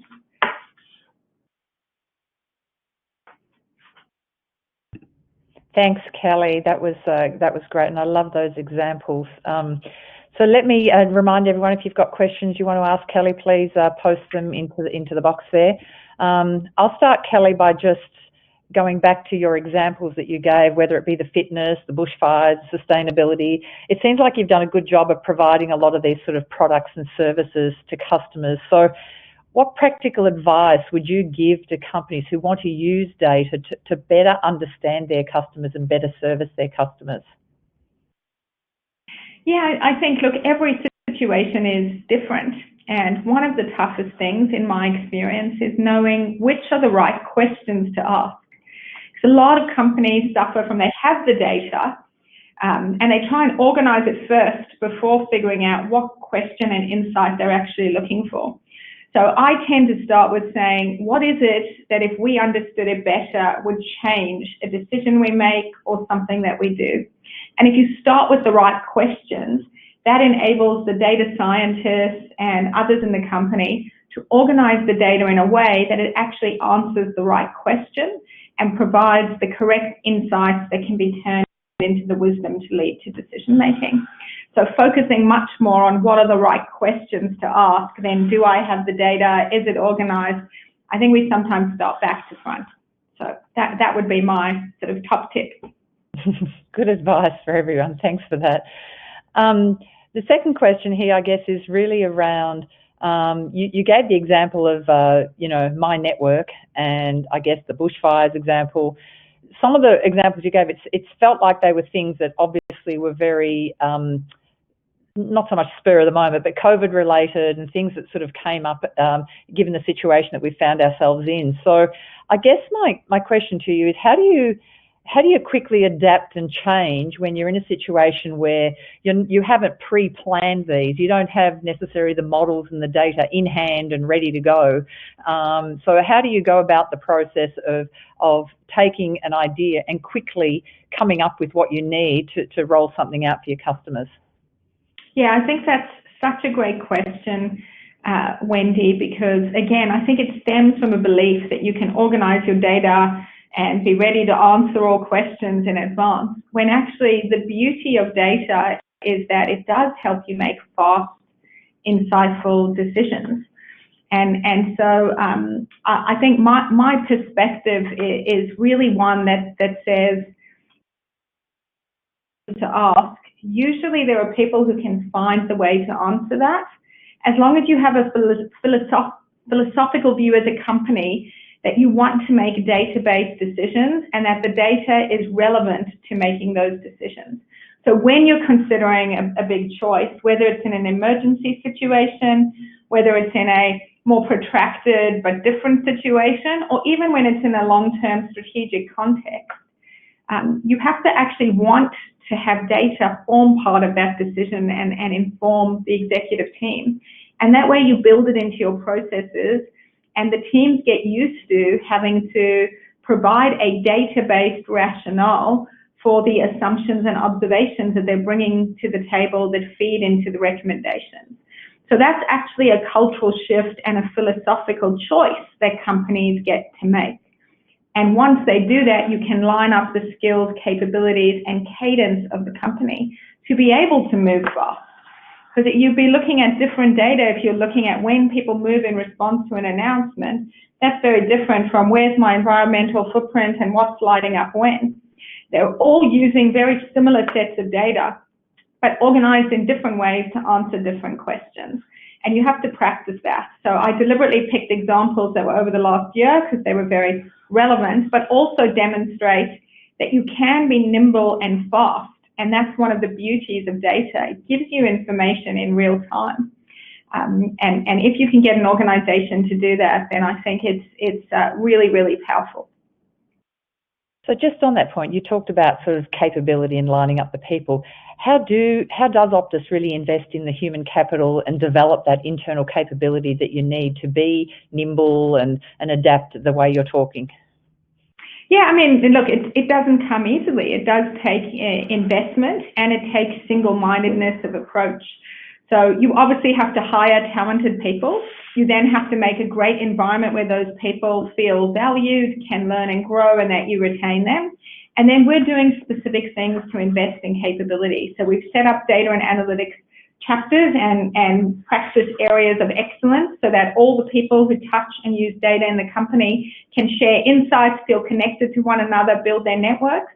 We've also launched Optus U, which is our own university, which will give our people micro-credentials. We're doing that in partnership with different universities, not yet with Melbourne Business School, but hopefully we'll get there. But at the moment we're working with Macquarie and with La Trobe, and we're doing that in a number of areas, AI, 5G, and of course data and analytics. And that means we can select our best people and put them through stronger training, credentialing, so that they're actually really learning and being able to put those learnings into. And so all those things come together to make sure that we're building our capabilities, skill sets. And there's also nothing like some nice, challenging, difficult, data-driven use cases handed down by the CEO to get everybody focused on honing their skills and stretch assignments, because people also do a lot of on-the-job learning. And the more you expect of teams, I find they rise to the occasion, they step up, they feel challenged, they feel like their work is valued, and that can be a big part of driving a learning and growing organisation as well.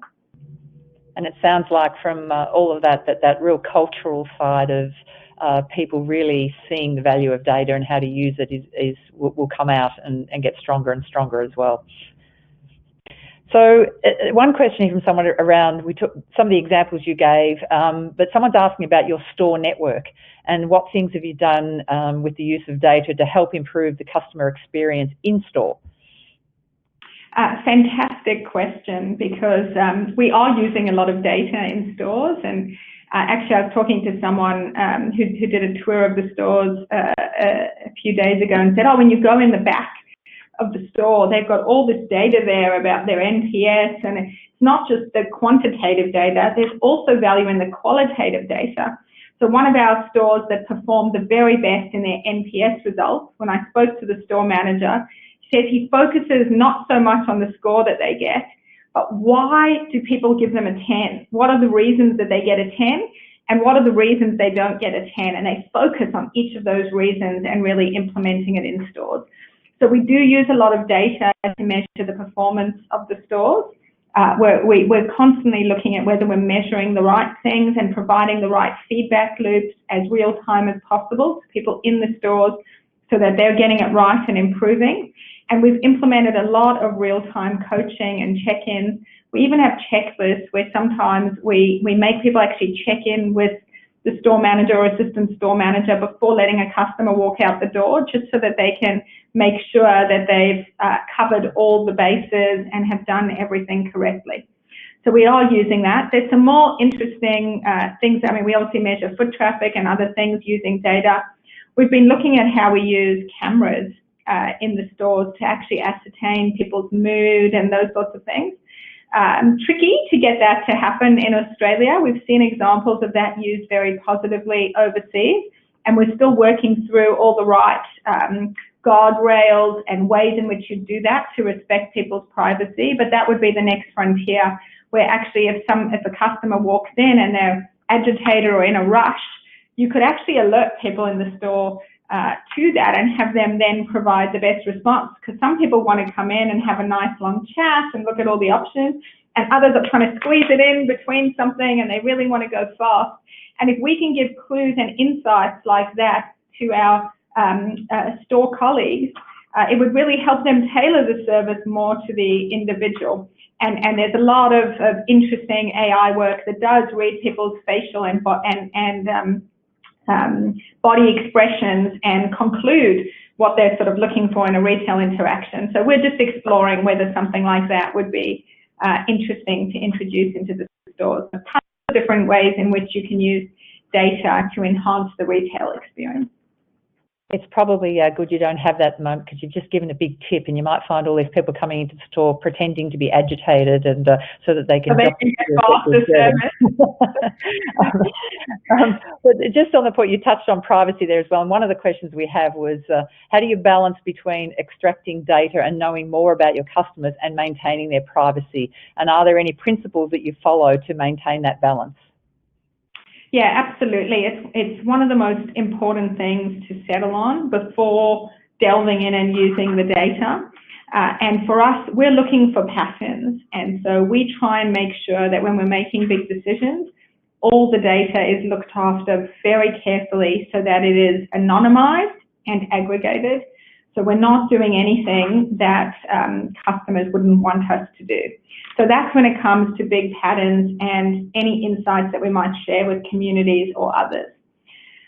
When it comes to providing the best customer service, you do want that to be tailored to an individual customer. And for us, that is about transparency and making sure our customers know exactly how we're going to use their data to service them better. So if they're calling in for the 5th time, which, by the way, for the record, I hope never happens. I hope we can solve everything on the first call, and that's what we're going to do. Or even before someone has to call, that we notice any issues using our data and solve it before they need a call. But in the event that they do and they're calling for the 5th time, we should be using that customer's personal information to arm the person speaking to them for the 5th time with all the history, what's been happening with that customer, how the network's been performing, where the breaks have been, so that the customer doesn't have to repeat something for the 5th time. So I think there is also the use of data to personalize and tailor experiences and service. And for us, that's about being transparent to customers so they understand we're using their data for their benefit. Well, thank you, Kelly. We've got a lot of questions that we're not going to get to today, so it was obviously a very interesting topic for everyone, but I really appreciate your openness and candidness about what you're doing and where Optus is going, and thank you so much for your presentation today. Thank you for having me.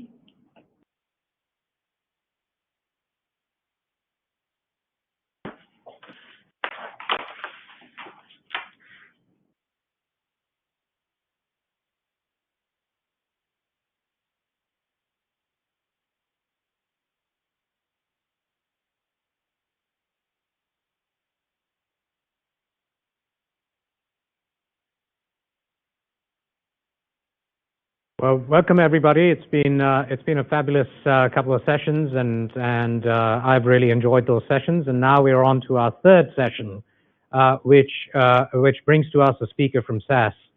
Before I introduce the speaker, I just wanted to thank SAS for all their support in 2014 when we started the center. You know, it was because of SAS that we were able to start the center. They immediately allowed us to do that with some financial support, and so we're very grateful to SAS for that support. Today, we have a speaker coming in from North Carolina in the US, speaking with us about all things marketing science. The most interesting thing for me, of course, is marketing science, because that's the work that I do in my other life as a professor. So we have with us Michelle Egger, who is the Senior Director of Marketing Sciences, Technology and Digital Experience at SAS. Michelle has had a long career doing exactly these things, but we're going to hear from her today about how she's been able to transform the organization in terms of using marketing science. And I think that is a tough thing. So I'm certainly looking forward to hearing her speak about that transformation. Michelle is analytically curious and passionate about helping marketing professionals and organizations understand how technology can help them create an optimal customer experience while they transform their organizations to effectively market to digitally empowered customers, technology empowered customers. And of course, that is the topic of the day, because that is what every one of us has to deal with at all times. And we're dealing with that at Melbourne Business School as well. So I'm going to extend a very warm welcome to Michelle, and I'll come back at the end of Michelle's talk to do the Q&A as well. So over to you, Michelle, and welcome to the MBS Business Analytics Conference. At SAS, we love bold questions, outrageous and impossible questions.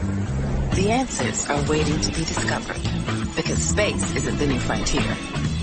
Data is. And with the right questions and the right analytics, we make data do amazing things. Like make the world safer, faster, healthier, and kinder. All we have to do is ask the data, analyze it, shape it, and make it work smarter for everyone, everywhere. With SAS, you can turn data into answers and ask the questions that move the world forward. SAS, curiosity forever.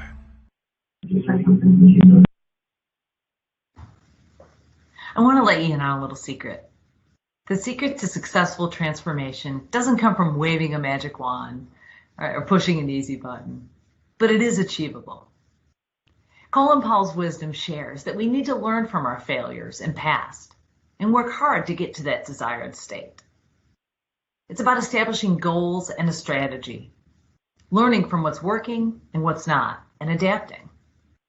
And if last year has shown us anything, it's the need to be adaptable. I'm Michelle Eggers. I head up our marketing sciences, technology, and digital experiences at SAS. I'm excited to speak with you all about how we've been using analytics to transform how we engage with our customers and prospective customers. But before I do that, you might be asking yourself, who's SAS? Most simply put, SAS is a software company. And not just any software company. We're the leader in analytics software. Our software is used by companies across the world, across many industries. Whether that may be helping banks manage credit risk and fraud, helping governments keep our communities safe, helping retailers optimize their inventory so they don't under or overstock their shelves, or helping marketers predict who's likely to churn. Curiosity is in our DNA. Asking lots of bold questions of data, solving business problems for our customers. That's what we love to do. All in all, we have a very large portfolio of products that we market. And with customers in 147 countries, we have a wide geographic scope to market to. As marketers, we need to think about the entire customer journey as we're determining how we engage. From the need phase, where a customer determines that they have a business problem that they're trying to solve, all the way through to buying, using, and hopefully recommending our products to others. And there's many ways we're communicating with customers across those different stages. Now, for years, we had a very hybrid approach of digital and in-person marketing activities that were driving our lead and pipeline generation. But live in-person events were by far the biggest demand generation activity we did. Unfortunately, as we all experienced firsthand, 2020 completely disrupted that. It forced us to think differently on how we could create relevant customer experiences that were primarily digital. So I'd like to spend some time with you today sharing some of those steps or secrets of what we've been doing in that shift. Our transformation isn't about a channel shift. Our transformation isn't about doing things faster. Our transformation has been about doing things smarter, making data-driven, analytically charged decisions. Now, while I work in marketing, supporting our marketing sciences needs, What I'm going to discuss here today can really be applied across all disciplines. Right? These three building blocks are relevant to any transformation: the strategy, the stack, and the skills. Let's start with the strategy, as you always should. Now, each year, like most companies, we outline our priorities and our go-to-market strategy. What are we trying to achieve? What are our goals? Historically, we would set priorities at a global scale, but the go-to-market strategy would be built at the regional level. And then the teams would share those plans across regions so that we could share best practices, ideas, and learnings with each other. But we realized that that wasn't enough. We needed to transform how we approach this. So today, we still have our globally set priorities, which I've blurred out on the left. But instead of building the go-to-market at a regional level, we've created global teams that consist of marketing representatives across regions, as well as core domain experts like our marketing sciences folks. These teams establish the baselines for each of those priority go-to-market strategies. We're looking at historical performance of the campaigns we've executed in the past, right, segments and assets that have performed best, and many other things. For example, we might determine in the banking industry that we see that YouTube or webinars are performing higher in certain segments. That insight provides us with the guidance we need to determine what tactics we should take next. And we'll talk in a little bit more detail about some of those analytic techniques we're using shortly. Now, you also need to keep in mind that with a global framework, that you really need to be flexible so that it can be tailored to the regional needs. Let me give you an example. Our customer intelligence portfolio is one of our priority areas. Part of the global strategy is a series of programs and campaigns around an Experience 2030 research that we recently did. Now, while we execute marketing activities across all regions that provide a consistent message, the way we execute and the ultimate targeting might vary slightly if I'm in Australia or the United States or Italy. So great, we've transformed how we approach setting our strategy. The next secret is to look at the technology stack. Do you have what you need to effectively execute? If I take a bird's eye view of our marketing technology stack, you could break it into these many technologies, all supporting various aspects of the customer journey. Now, part of my role here at SAS is managing our marketing software technology. And frankly, I feel really lucky to work at SAS and be able to leverage our market-leading technologies, including SAS Viya and Customer Intelligence 360. As I like to say, we get to drink our own champagne. But I don't want to talk today about the technologies in detail. Instead, I want to spend the time diving into the process of executing on these technologies. Specifically, I want to focus on two key elements from this diagram: data and analytics. Data and analytics drive personalization and relevance. Think about any brand that you engage with. You want to be understood. You want them to value you as a customer and personalize the experience based on your wants and needs. I'm sure everyone in the audience has not had that experience at least once in their life, right? Where you subscribe to get an email promotion from a brand and you started getting bombarded with emails. Not relevant, not personalized, typically a lot of them, right? I call that the spray and pray marketing approach. No analytics needed. But now introduce some data into the mix. Now, as a business-to-business marketer, information like geography, industry, job roles, those help in refining which messages are relevant. Now, add in customer interest and behavioral data. Now you're getting interesting, right? Because you're getting even more personalized and more relevant in that message. And data becomes the foundation of analytics. But before we talk more about analytics, I want to make one important point on data. Data privacy and governance must always be a priority. Not only adhering to regional regulatory and compliance requirements, but also to ensure that you're building a trusted relationship with your customers. That data they provide to you should be used responsibly and create value for all. Okay, analytics. Analytics is where the magic happens. Right, here's a sample of some of the types of analytic techniques that we're actively using or that we have on our radar right now. Let me dive into a couple of these in more detail.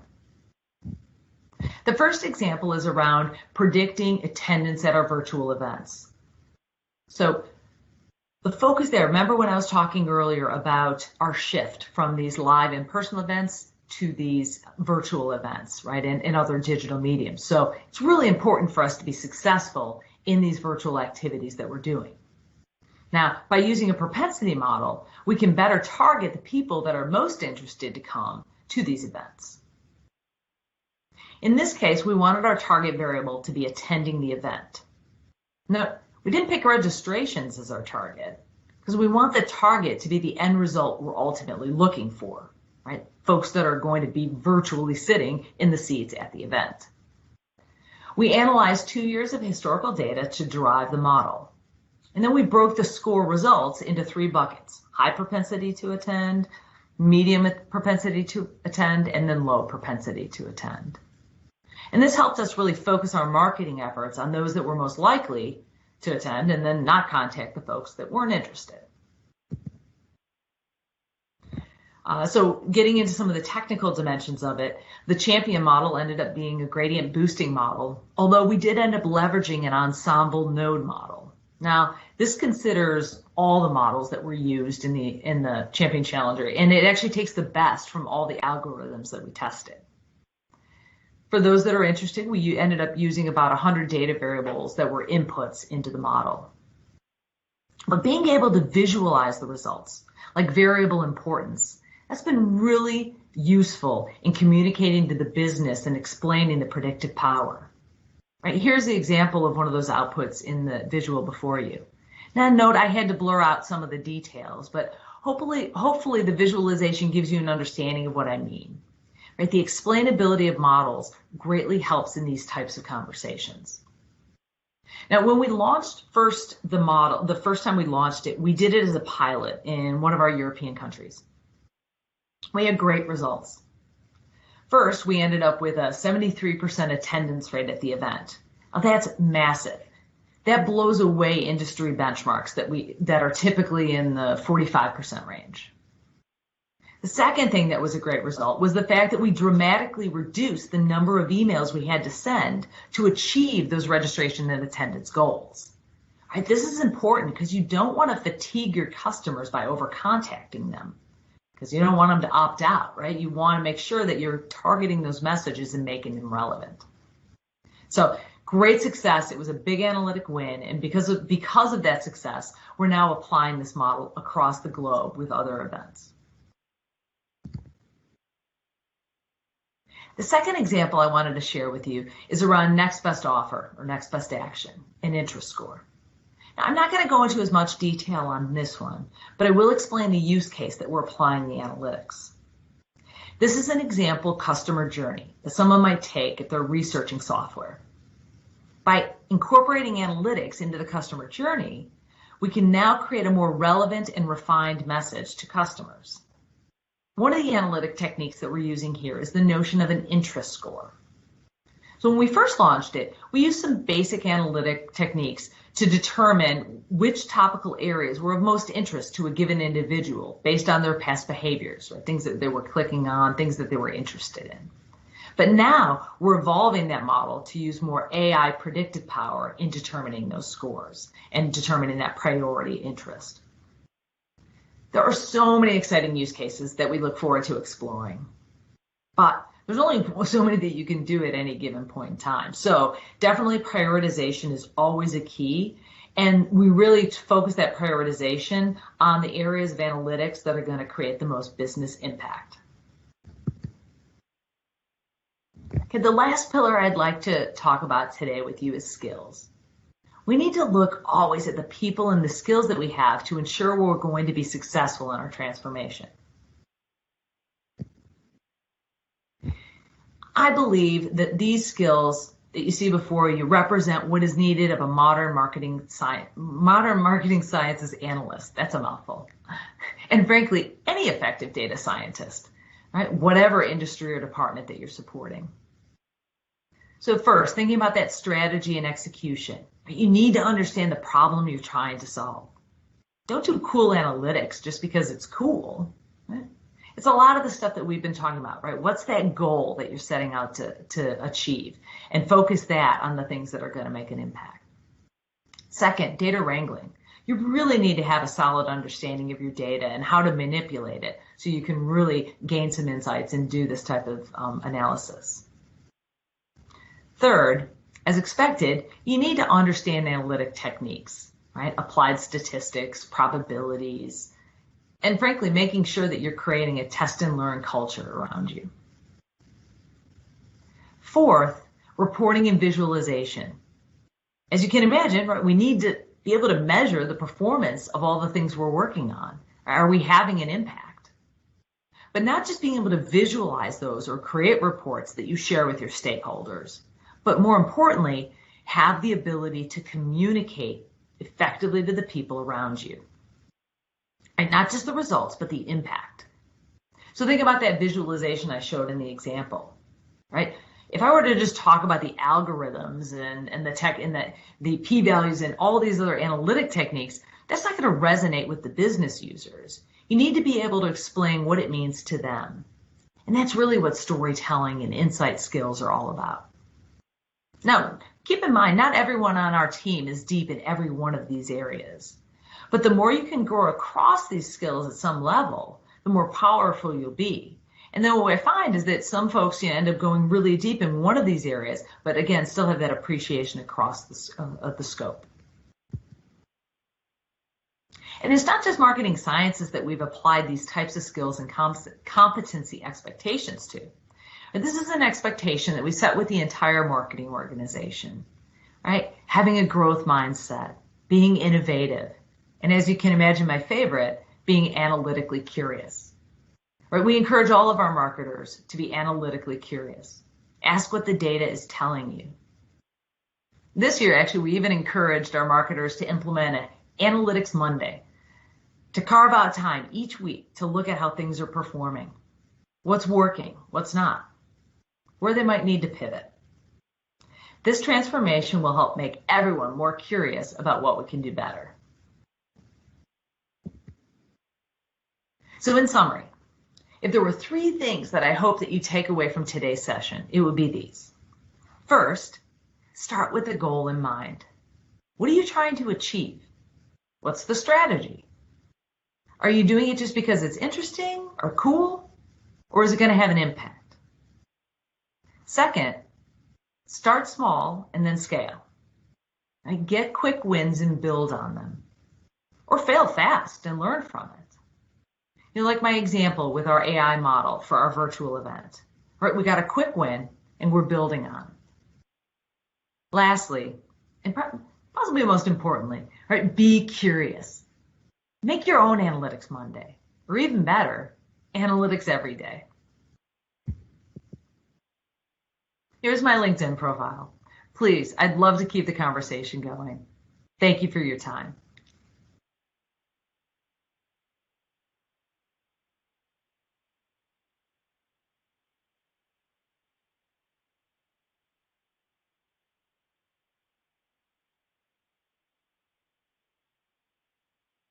Thank you very much, Michelle. That was terrific, and also very grateful that you've been able to come in at this late hour in the US. It's over, it's actually after 9 p.m. for you on a Sunday night. So thank you very much, Michelle, for doing that. Happy to be here.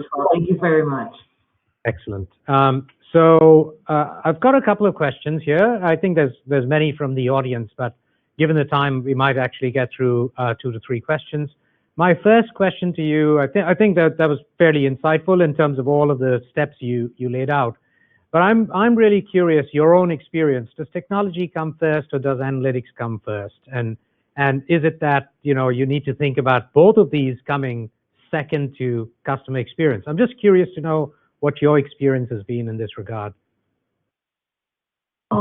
I definitely think that they go hand in hand.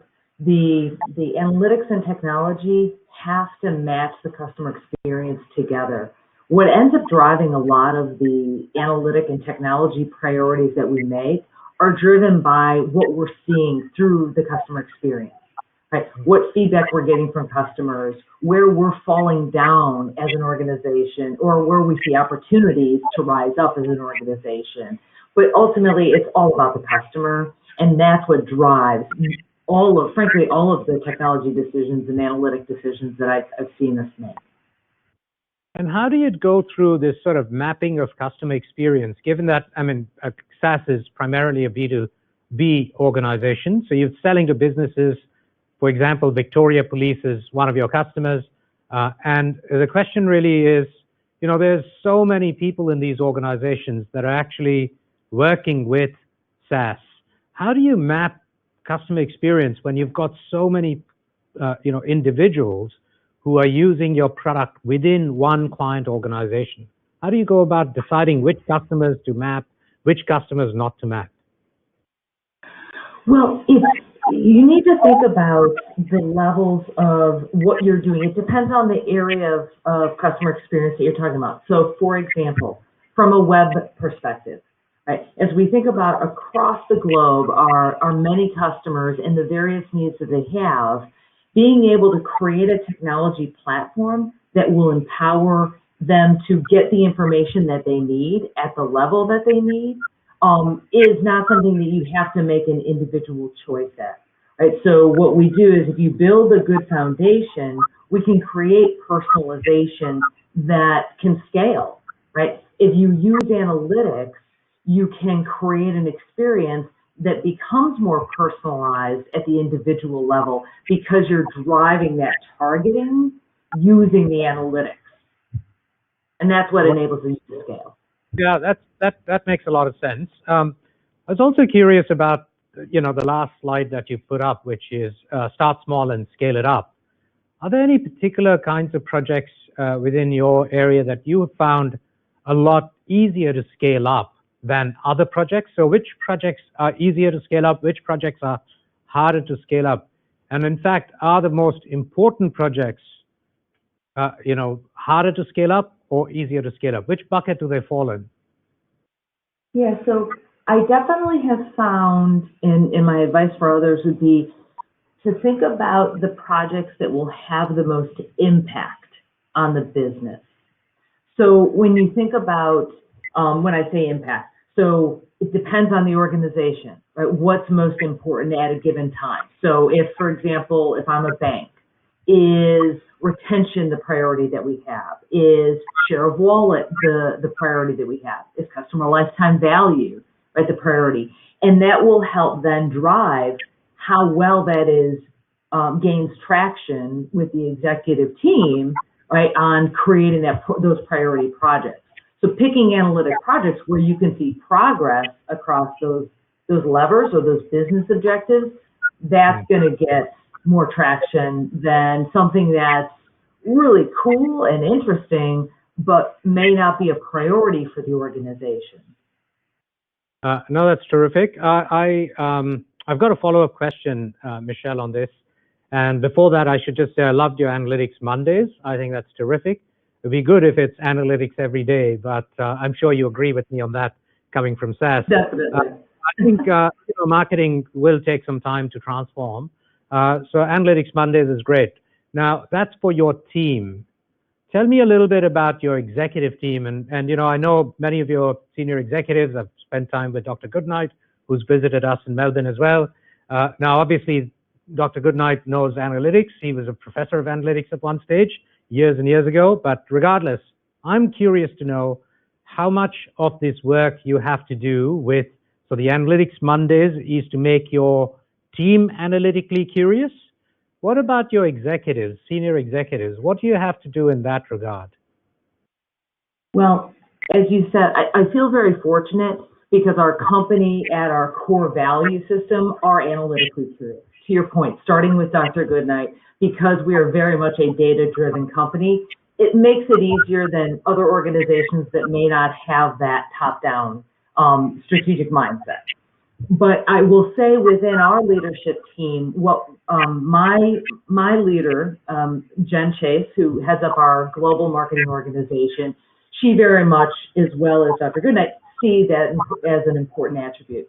So what we are doing is we will, within our marketing leadership teams, we start there, we will review what's going on within the business, look at the data, right, look at those insights, and that then goes throughout the organization. So I feel like if you make it a regular cadence and a priority within those leadership meetings, it just becomes part of the fiber of the organization. And I think that's why, with the point of these Analytics Mondays, that idea of just, you don't think about it, you just start looking. And so then everybody's looking at, well, what's the performance of my campaign as a marketer, right, as an individual?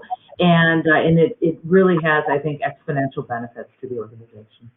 Thank you very much, Michelle. I'm really sorry. I'd love to continue this conversation, but we have run out of time. We've run over time a little bit, but thanks very much to you and also to SAS for all the support that they provide.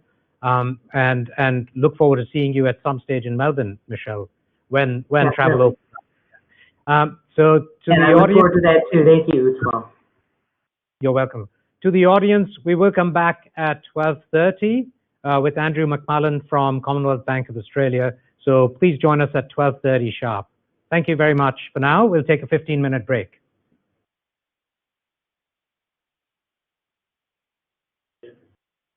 In an uncertain world, understanding data is more important than ever. It can help organisations make informed decisions, face ongoing challenges with confidence, and prepare for an uncertain future. The Centre for Business Analytics works with organisations to unlock the power of data so they can make factual, proactive decisions that deliver competitive advantage. Our educational programs provide powerful learning opportunities for executives looking to transform decision-making through business analytics. We provide access to a premium analytics ecosystem, which includes world-class academics and research experts, along with early access to analytics talent who speak the language of business, technology, and mathematics to drive value and navigate change. Through the power of analytics, we are empowering organisations to put their future into their hands.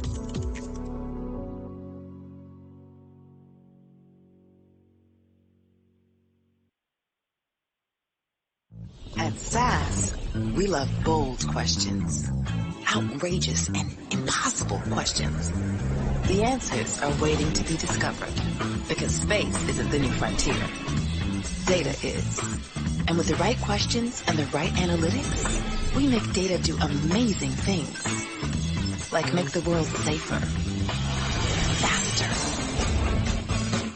healthier, and kinder. All we have to do is ask the data, analyze it, shape it, and make it work smarter for everyone, everywhere. With SAS, you can turn data into answers and ask the questions that move the world forward.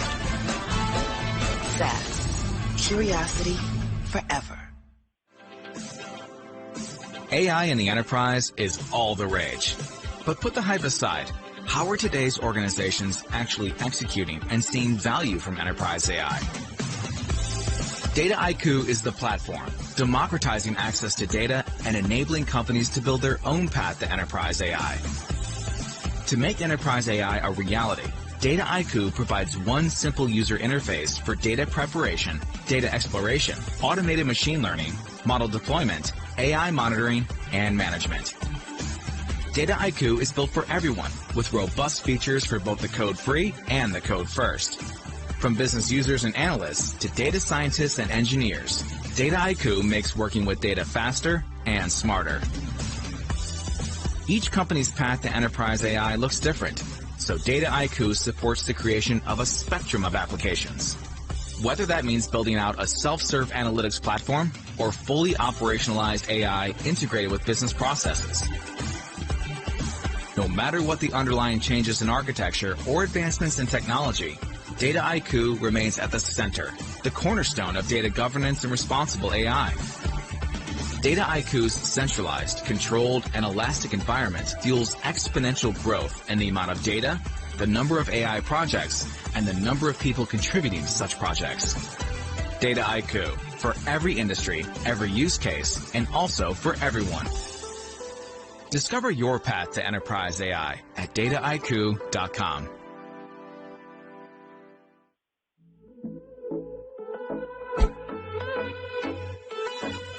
People have got a unique thing about them, which is not only are they awesome technically, but they feel a sense of belonging. We genuinely call ourselves a family. Genic was started out of a desire to start something from scratch that tried to tackle the data market with a new and fresh approach. Our vision is to never settle on a technology, to be constantly chasing the unicorn. The space is moving really quickly, and we see it as our job to be aware of new things coming, and when they are good things, be able to introduce them to our clients.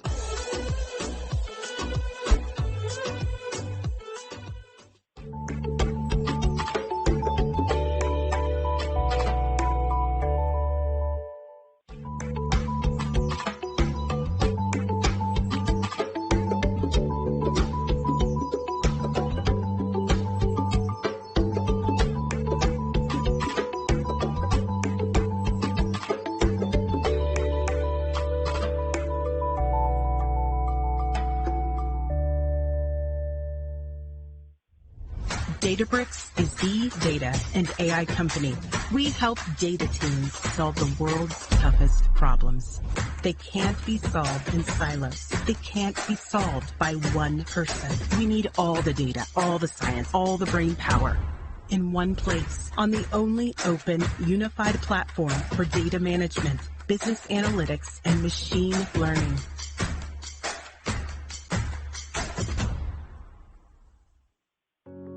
In an uncertain world, understanding data is more important than ever.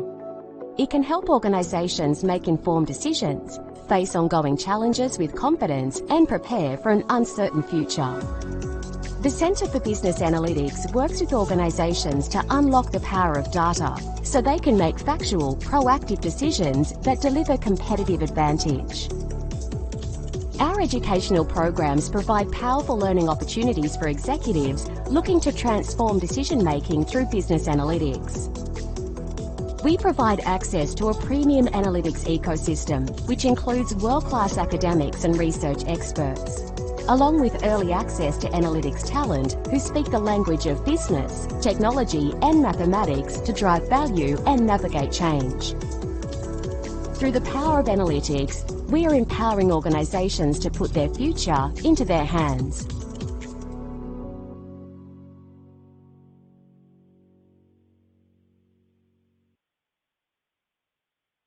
At SAS, we love bold questions, outrageous and impossible questions.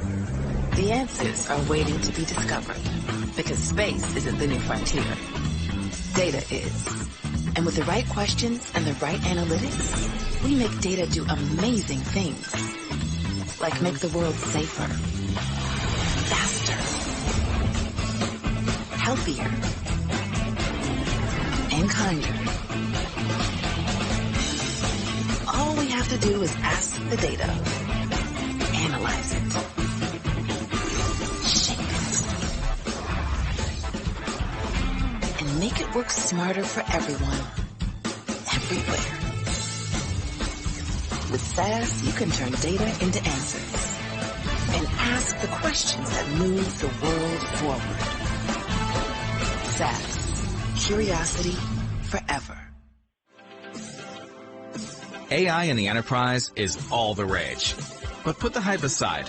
How are today's organizations actually executing and seeing value from enterprise AI? Data IQ is the platform, democratizing access to data and enabling companies to build their own path to enterprise AI. To make enterprise AI a reality, Data IQ provides one simple user interface for data preparation, data exploration, automated machine learning, model deployment, AI monitoring, and management. Dataiku is built for everyone with robust features for both the code-free and the code-first. From business users and analysts to data scientists and engineers, Dataiku makes working with data faster and smarter. Each company's path to enterprise AI looks different, so Dataiku supports the creation of a spectrum of applications. Whether that means building out a self-serve analytics platform or fully operationalized AI integrated with business processes. No matter what the underlying changes in architecture or advancements in technology, Dataiku remains at the center, the cornerstone of data governance and responsible AI. Dataiku's centralized, controlled, and elastic environment fuels exponential growth in the amount of data, the number of AI projects, and the number of people contributing to such projects. Dataiku, for every industry, every use case, and also for everyone. Discover your path to enterprise AI at dataiku.com.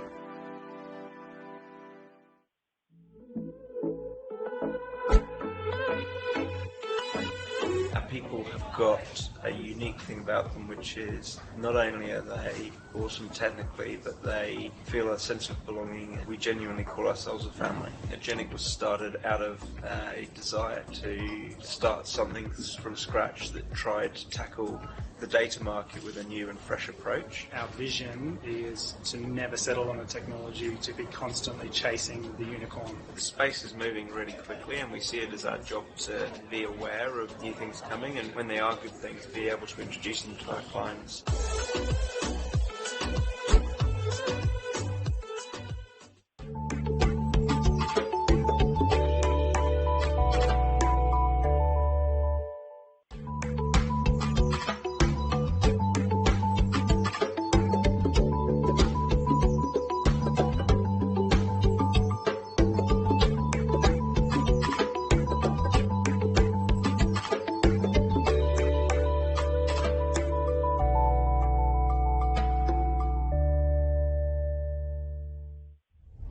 Databricks is the data and AI company. We help data teams solve the world's toughest problems. They can't be solved in silos. They can't be solved by one person. We need all the data, all the science, all the brain power in one place on the only open, unified platform for data management, business analytics, and machine learning.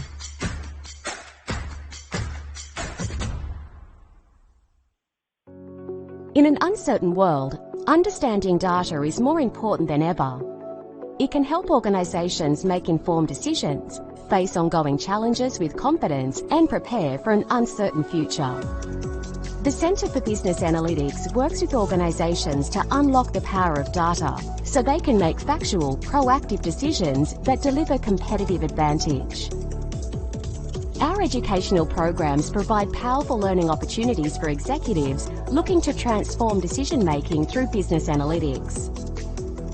We provide access to a premium analytics ecosystem, which includes world-class academics and research experts, along with early access to analytics talent who speak the language of business, technology, and mathematics to drive value and navigate change. Through the power of analytics, we are empowering organizations to put their future into their hands.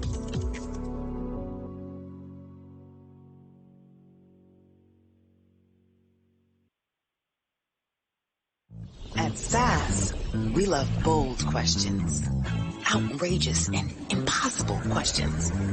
The answers are waiting to be discovered because space isn't the new frontier. Data is.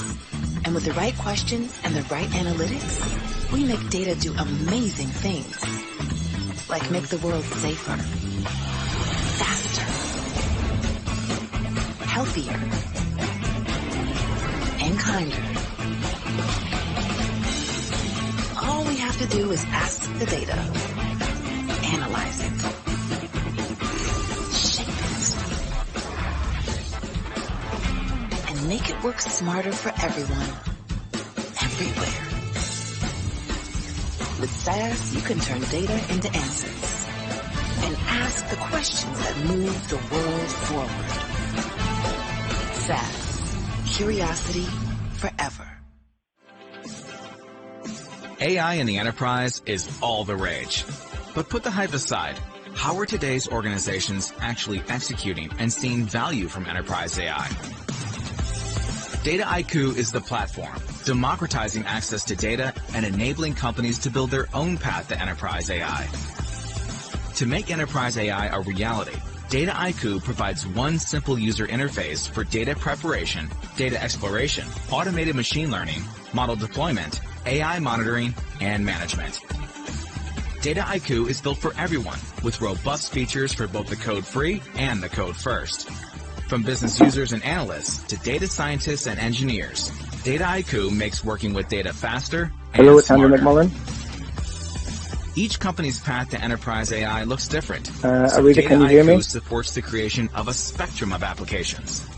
Whether that means building out a self-serve analytics platform or fully operationalized AI integrated with Hi, can business anyone hear me? processes.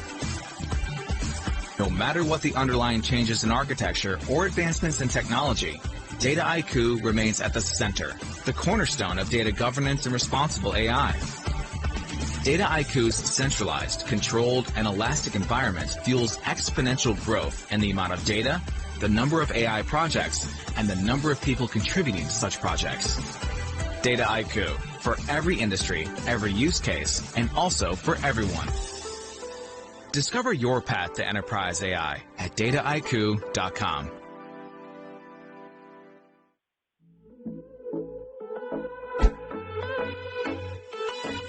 Our people have got a unique thing about them, which is not only are they awesome technically, but they feel a sense of belonging. We genuinely call ourselves a family. Genic was started out of a desire to start something from scratch that tried to tackle the data market with a new and fresh approach. Our vision is to never settle on a technology, to be constantly chasing the unicorn. The space is moving really quickly, and we see it as our job to be aware of new things coming, and when they are good things, be able to introduce them to our clients.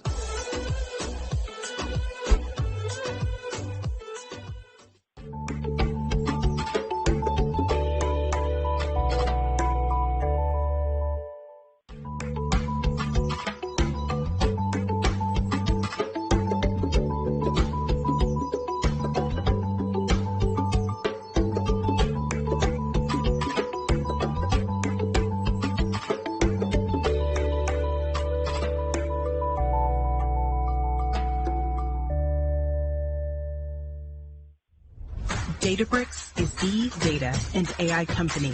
We help data teams solve the world's toughest problems.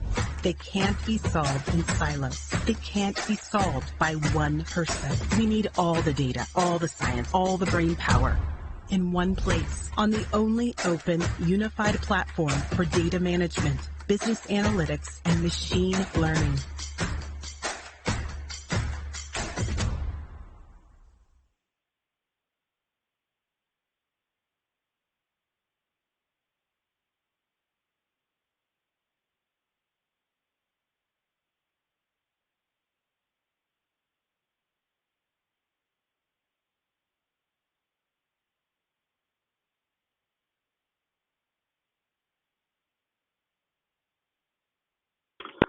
Good afternoon.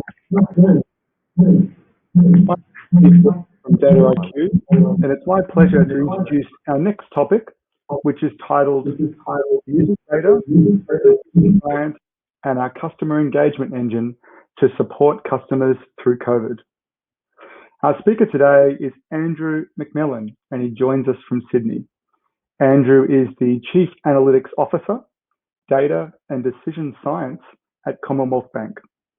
Prior to joining CBA, Andrew was the Director of Customer Analytics and Decisioning for Royal Bank of Scotland, where he was accountable for the delivery of data, analytics, customer decisioning, customer contact, pricing strategies, customer value management for the retail bank, and small business portfolio for all brands within RBC.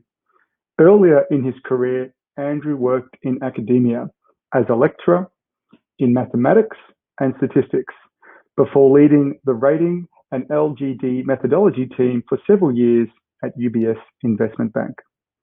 The Chief Analytics Officer leads the data and decision science team, who are responsible for leading the delivery of world-class data, analytics, and technology capabilities to improve the financial well-being of CBA's customers and communities.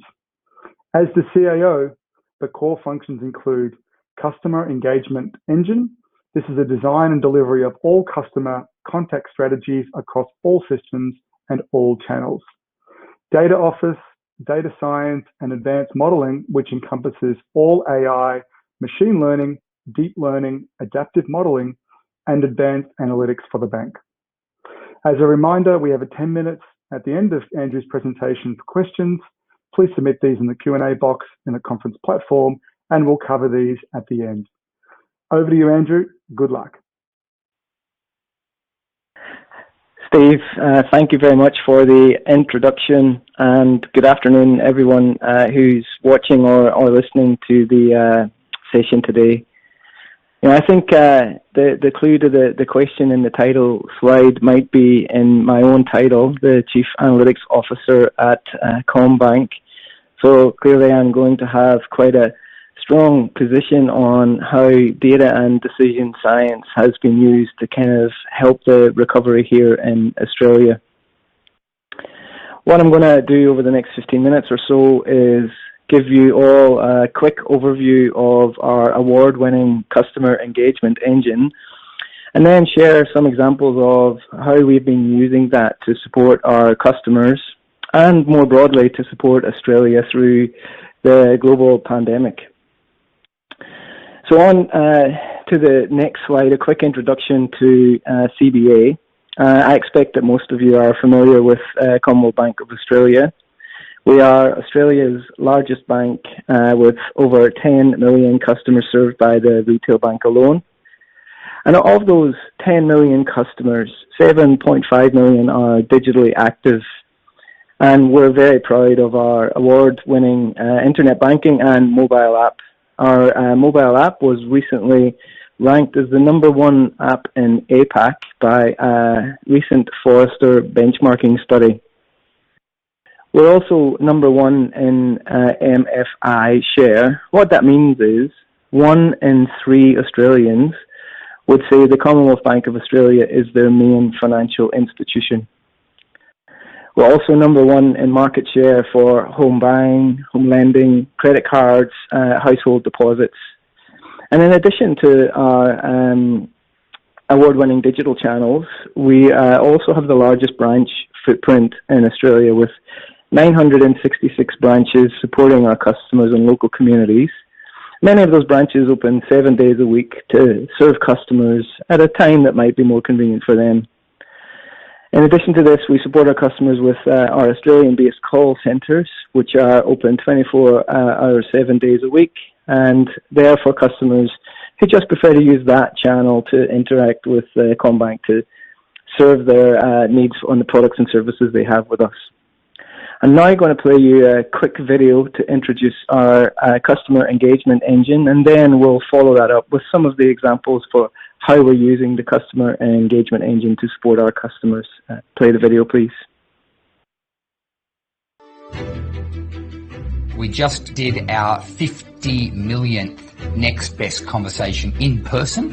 So that's 50 million times our frontline, either our branches or our contact centre staff, have had an opportunity to take a next best conversation and deliver that to our customers. In digital, the numbers multiples of that, because every little point of interaction, it could be an email we send, an alert we pop up in the app, or something that we put on the website as a banner, they're all a interaction. So there, the number is in the billions. CBA is Australia's biggest bank. We've got 10 million customers, and we serve everyone from individual small businesses through to corporates and institutions.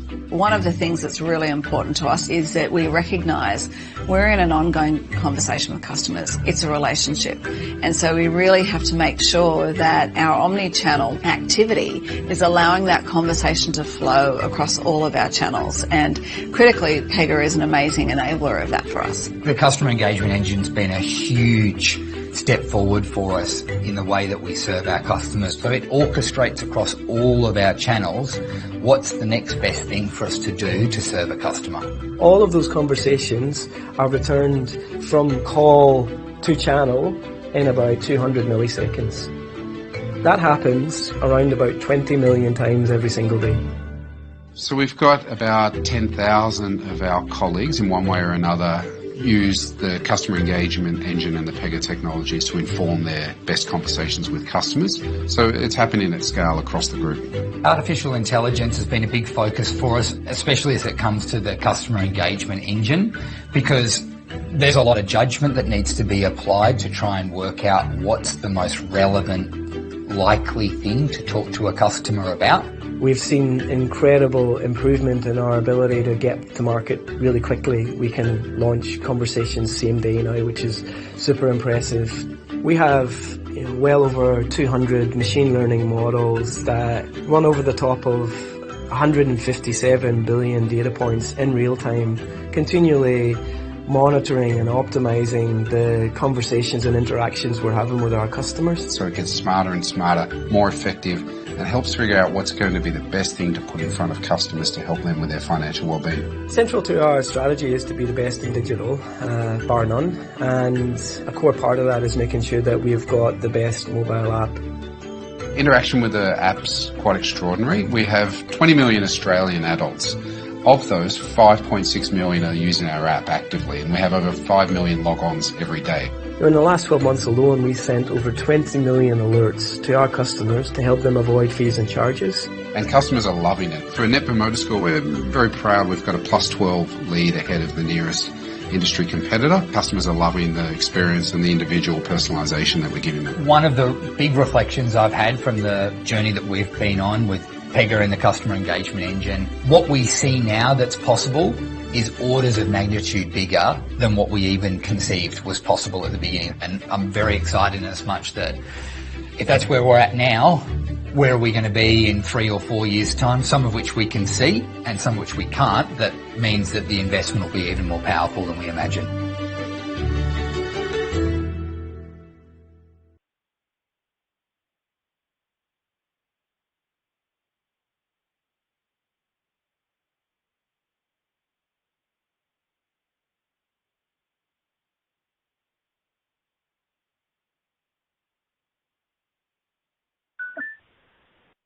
Hopefully that video gives you a sense of how we use our data and decision science capability to support our customers at Commonwealth Bank.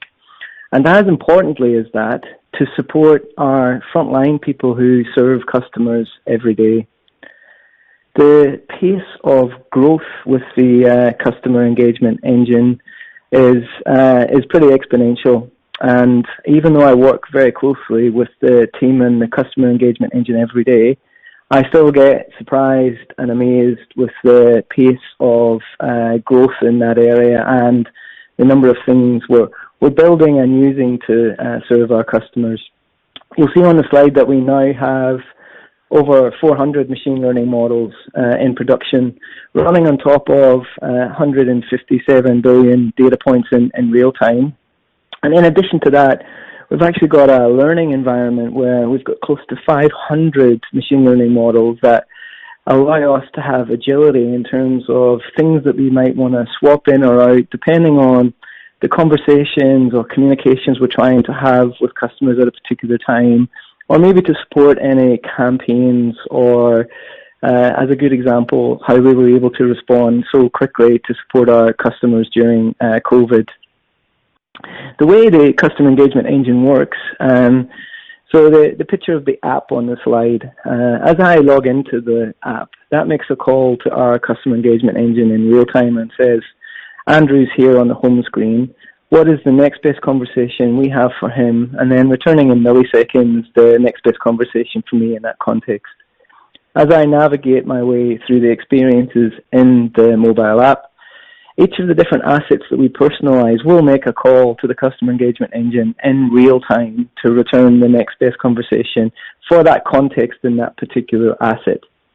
And the customer engagement engine supports all of our channels. So if you're in NetBank, the same is true, that each of the different assets will make calls as I navigate through the experiences in NetBank. And if you call us or you go into a branch, it's the same experience where those systems call the customer engagement engine to return the next best conversations for me in that moment. That now happens more than 30 million times every single day. So every day there's over 30 million decision calls to the customer engagement engine where customers are in front of staff or using our channels to manage their product and services. On the left of the slide, you'll see some multidisciplinary things stacked on top of each other. It's really important to think about how we organize around the customer engagement engine at CommBank. We organize ourselves around customer experience, or customer outcomes, customer solutions. So we bring together multidisciplinary scrums who work on those customer problems to try and come together and harness all the different expertise and experience which is needed to help make our customers smile. So you might have data engineers, data scientists, UX experts, behavioral scientists, marketing, channel teams, product, all coming together, all focused on a particular customer experience or customer solution that we're trying to build and test and experiment with to then get to market. Now, let me share some examples of how we're using our customer engagement engine to support our customers through the last 12 to 18 months.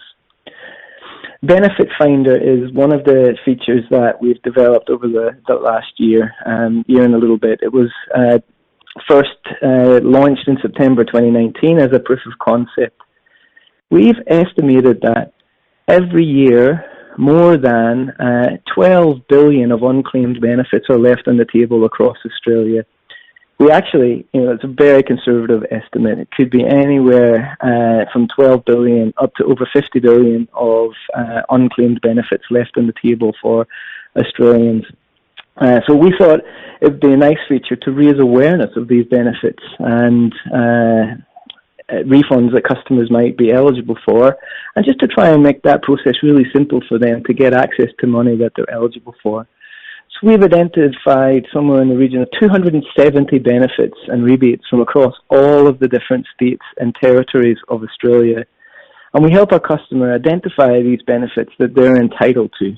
So we would personalize that for all of the different customers based on some things we know about the customers, a few data points that they have given to us as they've engaged with the feature, and then that'll return some benefits or rebates or things that they are eligible for, or we think that they might be eligible for. To try and give you a kind of simple example of the types of things that are in there, so I'm a proud parent to young children. They take part in a lot of active sports, creative arts, etc. And in New South Wales, when your kids are taking part in sports, and there's costs associated with that, with the coaching and facilities, etc., you get some active kids vouchers, $100 per child for them to take part.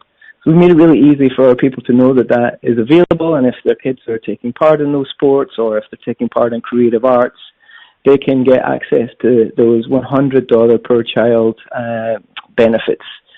So simply, for me and my wife, that was like $400 that we could get access straight away to support our kids continuing to play sport and take part in creative arts during COVID. You know, how useful is this at a time when many people have been struggling to kind of stay on top of things as COVID has evolved over the last 12 months? And you can see the way we've tried to make this really easy for our customers by raising awareness, capturing data, adding it to the data we have, personalizing the benefits that customers are eligible for, and then really simplifying the claims process, whether that can be done completely on us, or if we have to help customers navigate to a third party, we've made that process really simple as well. The Benefits Finder I mentioned started in September 2019, and we really saw a massive spike in usage as customers struggled to get on top of the impacts of COVID. So around June last year was when we saw most customers go in and start to use this feature. And as of December, we had over 900,000 customers had started a claim on Benefit Finder, and we estimate that over $150 million, and that's an annual total that customers will get each year, went into the accounts of customers at CommBank. And as I mentioned, the peak time in June, so during COVID, the 600 of those 900,000 claims were started by customers after COVID, and peaking in May, June time. If I flip on to the next slide, a lot of the work that we've been doing has been referenced extensively across the media. You know, one of the things that we've done, and I know a few of the large banks have done this, is we've been working hard in the background with the government to help them understand the impact of some of the decisions they've needed to make really quickly.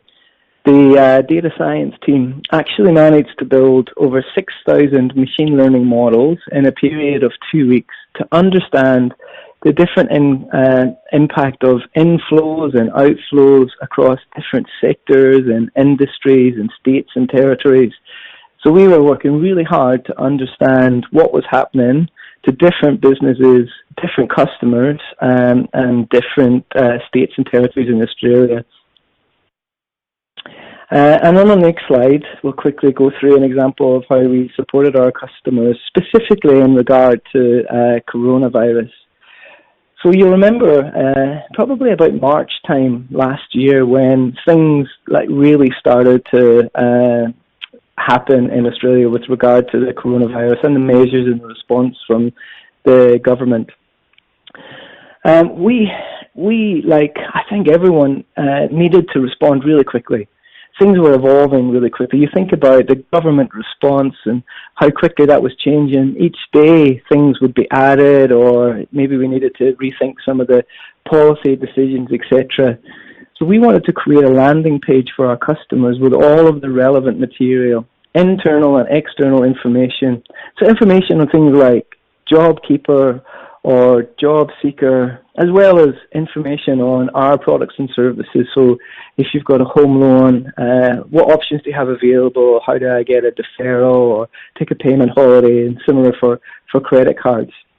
So based on what our customers had with us and what we knew about them, we sent over 250 million personalized messages to customers to support them, you know, helping them understand what was relevant to them based on what we could see from our data.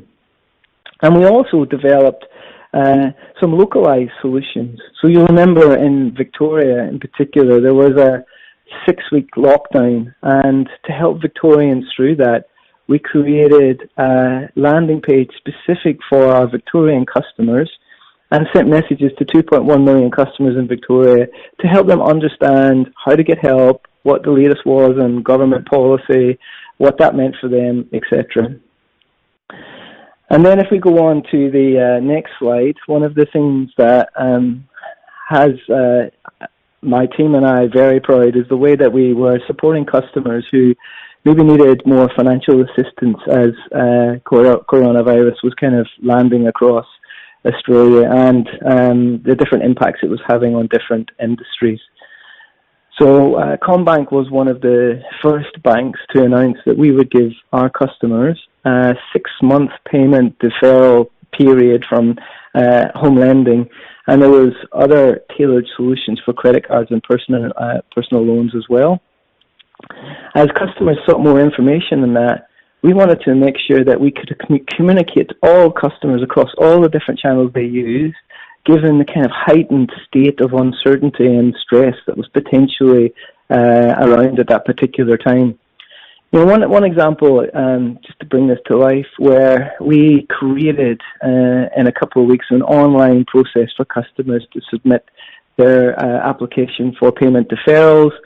And obviously the scale of what was happening was beyond what our normal processes were able to deal with. So we were taking a few days to kind of get through some of the processing requests. And what we wanted to do was to make sure that customers who had kind of told us that they wanted help, we were communicating back to them. And in particular, we noticed that some customers were online the same day, filling in the same form multiple times and really asking for our help.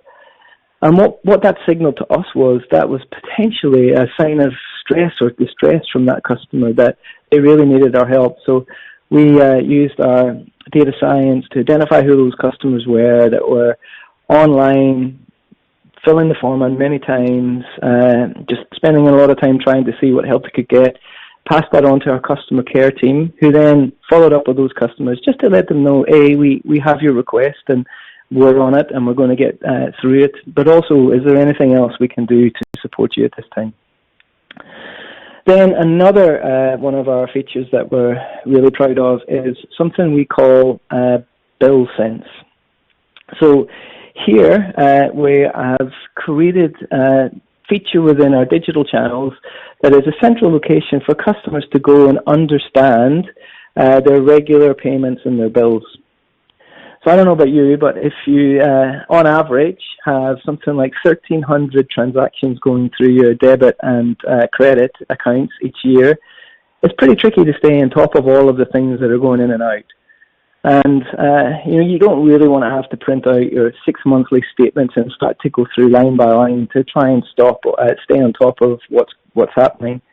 So again, just create a neat customer experience to make things simple for our customers. We've created Bill Sense, which is powered by machine learning models.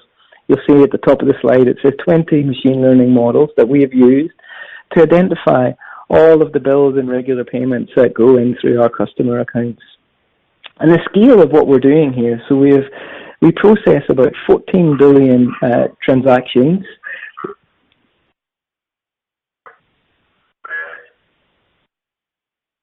14 billion transactions which we run the models over every day to get to about 150 million potential bills, from which we predict about 38 million individual bills and subscriptions.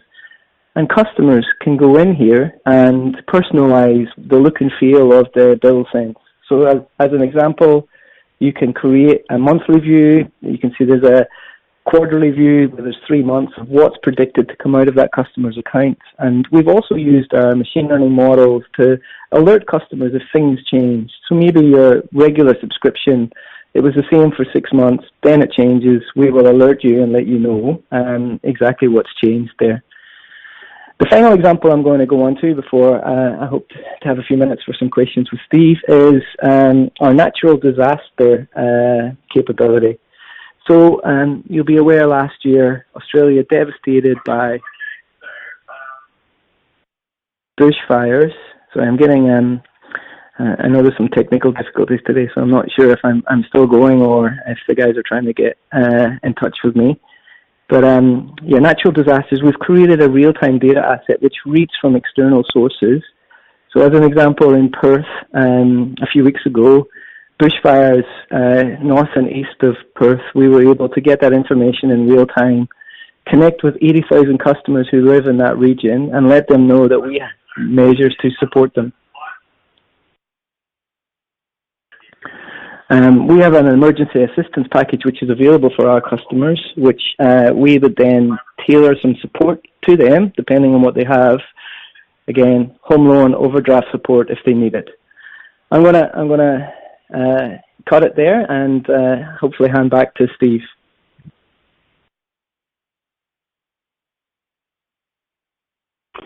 Thanks, Andrew. And look, your audio was coming through just fine. So I've got a bunch of questions for you today. Hopefully we can get through them all. The first one comes from Andrew, and Andrew asks, do you think that the information you've collected from your benefits app will allow you to better target your business / understand your customers better? Andrew. Yeah, it's a great question. And that was absolutely the intent. What we wanted to do was, as much data as we have on our customers, you're never going to get a completely accurate view of some of the benefits and rebates that customers would be eligible for. So we asked them a few questions as they kind of landed on that feature, and that allowed us to personalize and improve our understanding of the different rebates and benefits and who would be eligible for what. So we've been learning and improving as we go, Steve. Great. Hey, the next question, Andrew. Does CBA generate custom insight using data across business lines? For example, using corporate banking to better enhance retail bank propositions and vice versa? I work in the retail bank, and I think the key of what we do with customer data in the retail bank is very much governed by the consent and the permissions we have from our customers. So, we really just tailor what we do to ensure that we're providing our retail customers with the best products and services and experience that we can. So we don't really then leverage corporate data or information to enhance what we do for our retail customers. Well, it probably takes us to the next question, which is, how do you handle privacy challenges when training bill recognition on users' personal banking data? Yeah, great question, and always front of mind for us. We make sure that we always have consent from our customers for anything that we do with them, and give customers the option to opt in or out of some features, in particular if they're not comfortable us using their data for that particular benefit or feature. But it's very much center of our customer engagement engine, where we know the preferences of our customers, what channels they want us to use or not use to connect with them, as an example. And the questions keep coming in. I'll ask 2 or 3 more. Next one's from Joe. Thanks, Andrew. That's an impressive NBC engine. How does the engine decide what conversation is the next best? Yeah, that's the science of how it works. So we build models, the likelihood of customers to engage with particular conversations across the impact that might have on Net Promoter Score, as an example. And then as we roll out those conversations, we would learn from a subset of customers, understand exactly what's working for what customer sets, and then we scale and continue to learn. The models are always learning. So every click through, or yes please or no thanks, that helps us learn what works and what doesn't, and then that's allowing us to model the conversations to have with customers across different channels. And look, another one on privacy, but the other side around, from Bicent. How have customers reacted from a privacy perspective, and how have you engendered trust? Hey, that's a great question. I think one of the things that we talk about is when we come to work every day, we want to build features and experiences that make our customers smile. And we really believe, Steve, that when you do that, like how we help customers in natural disasters, of which there are too many in Australia, providing them with products and services almost in real time, is the type of conversation I think we have permission to have with our customers. And as we build more of those conversations, alerting customers to avoid any fees and charges, we send credit card alerts, payment alerts, really trying to be on our customer side. And as we're doing more and more of those, customers are giving us permission to do even more than they previously had given us permission to do. Well, and a follow-up tricky one that's kind of on that vein is from Adam. How do you manage the boundary between insights and financial advice to ensure you don't step into the advice realm? Another brilliant question. We absolutely not using the customer engagement engine for financial advice. We work hand in glove, those multidisciplinary scrums that I talked about, really connected in with our privacy teams, our compliance teams, and all of the people that give us advice about what we could and shouldn't say to customers. So we're very mindful of always doing things which are services or experiences that we can under the building of relationships with customers, rather than trying to offer financial advice. Okay, and I think the last question, it's one that's pretty near and dear to my heart as well, but what's your opinion on the value of having the business analyst in the data and analytics team? So the way we try and work, Steve, is we have data scientists or business analysts all embedded in the products and channels that they support. So it's really important that they're really close to the products and services. So if you're coming to work and you're in the digital team, you'll be working with that digital team every single day, and the digital product owners will be working with business analysts and data scientists and AI folk to try and make sure that we leverage those skills and experiences to add value to their channels or their products or whatever team it is that our people are embedded in. And I think that combination of channel excellence or product expertise, working with the data scientists and machine learning engineers, can really build and deploy better solutions because the teams are leveraging each other's capabilities. All right, Andrew, thanks very much. And look, sorry for the people who asked questions we couldn't get to, but we're a little bit over time. Andrew, thanks again. I've really enjoyed the discussion today. Thank you very much. Thank you, Steve. Bye-bye.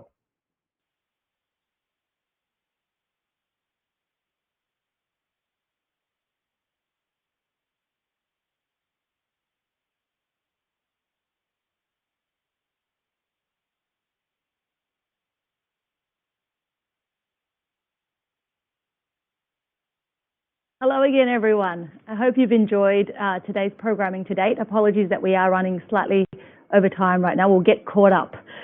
The next panel really speaks to the theme of our conference week.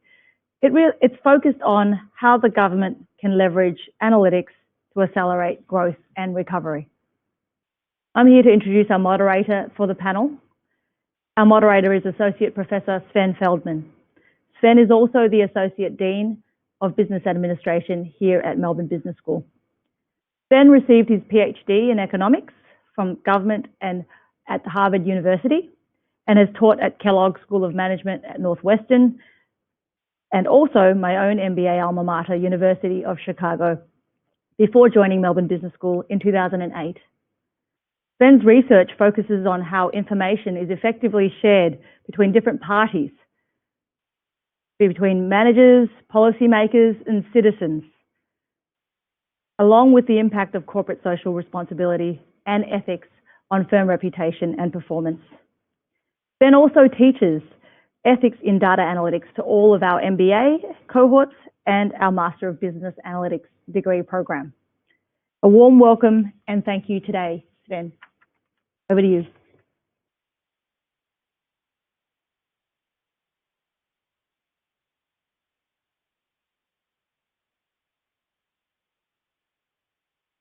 Topic here of how government can leverage analytics to accelerate growth and the recovery.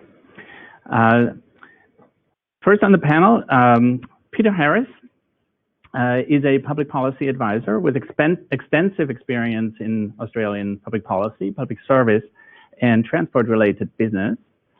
Most recently, Peter was the chairman of the Productivity Commission and instrumental in the research and recommendations and reports like public infrastructure, the path-breaking report on data availability and use that has spurred the Open Data Initiative in the Commonwealth Government, and a report on competition in the Australian financial system. Prior to that, Peter worked on various functions in government, focusing on microeconomic reform, competition policy, reform of the transportation system, including the privatization of Australia's largest airports, and as Secretary of the Department of Broadband Communications and the Digital Economy, was instrumental in establishing the public policy framework around the establishment of the NBN. Next on the panel, we have Kira Lieb. She's the Executive Director, Data Surveillance and Epidemiology within the COVID-19 Intelligence, Data and Corporate Division for the Victorian Department of Health and Human Services. Kira began this role in March 2020 as Deputy Public Health Commander Intelligence when the COVID pandemic began to escalate in Victoria. In this role, Kira leads a multidisciplinary team responsible for providing data and intelligence to all levels of government within the state and nationally to help inform decision makers about Victoria's pandemic response. This role has included facilitating the establishment of data and reporting platforms that has brought together surveillance information from a variety of sources across the health system to enable comprehensive reporting. Prior to her role in Victoria, Kira held several positions within the Canadian Institute for Health Information over 18 years. We also welcome Andrea Hughes, who is Manager, City Research and Insights at the City of Melbourne. She is part of the team that leads the Smart City and Digital Innovation Agenda for the City of Melbourne. The goal of this initiative is to future-proof our city and prepare for changing times. Andrea has worked in various management roles in state and local governments, and prior to this, she has worked at Australia Post developing spatial capabilities. And finally, I welcome Brad Petrie. As the Executive Director of Technology and Insights at Jobs Victoria, Brad Petrie leads the Technology and Insight branch to support job seekers and employers with the aim of getting people back to work. Prior to joining Jobs Victoria, Brad was the head of advanced analytics at the Victorian Centre for Data Insights, where he established the first data science centre of excellence for the Victorian government and worked on solving business problems using analytics across the health and human services, transport, energy, foreign investments, and justice sectors. Brad has a passion for building and developing multidisciplinary teams and unlocking the value of data to drive decision making. So let me address the first question to you, Brad. It is clear that the pandemic has affected some populations and industries in this state more than others. For example, those jobs that can work from home have been much less impacted. What do you know from the data, and how will this data help to address challenges that the government faces, both at the state and the Commonwealth level? Yeah, thank you, Sven, and thank you for having me on the panel today. Yeah, it's been a really interesting time, of course. You know, going into the pandemic and working in a task force responding to the pandemic,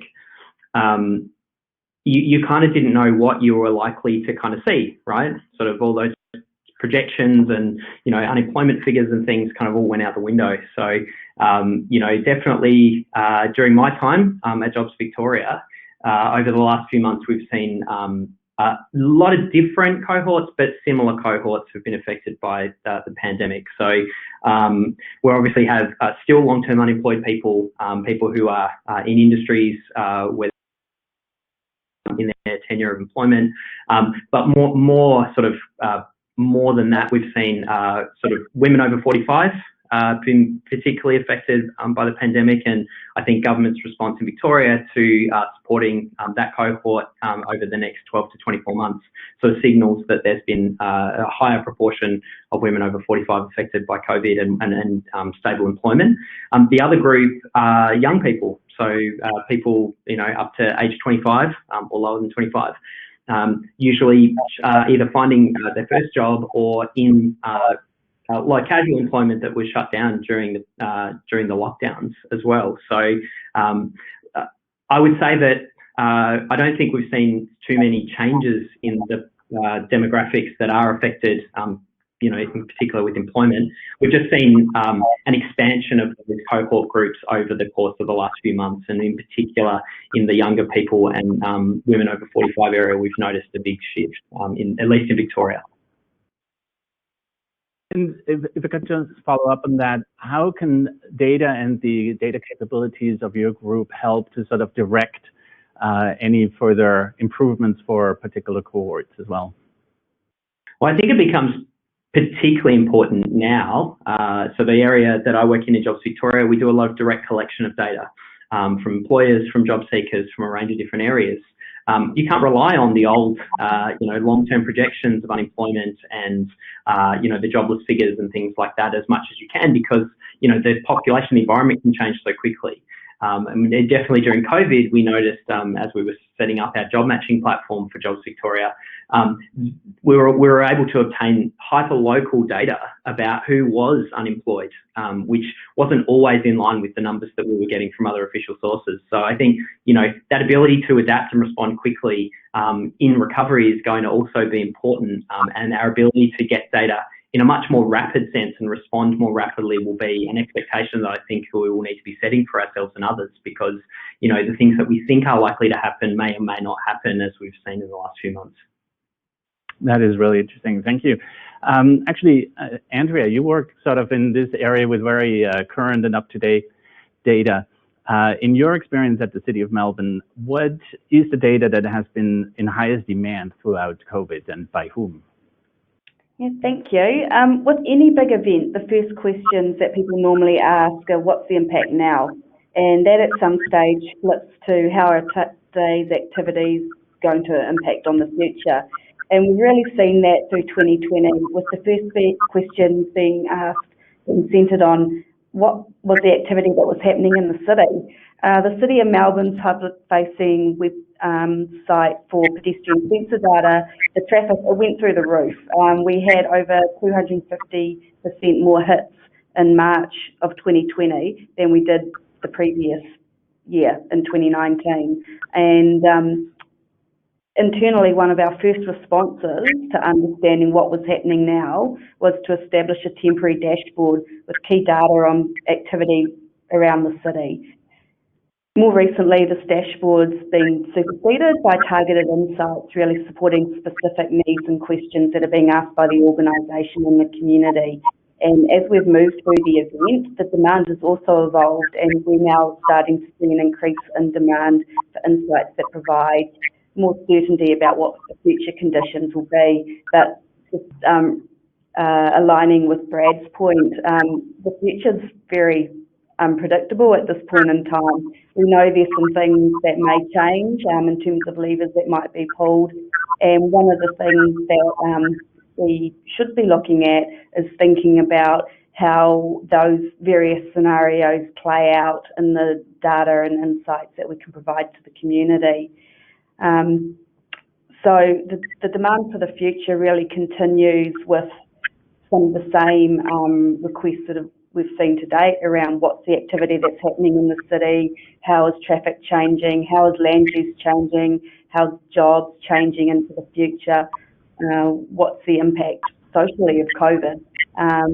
So those demands will play out, continue into the future, but there will also be a need to start thinking about what are the scenarios into the future that play out, that impact those things that we may as businesses, organisations and communities need to respond to.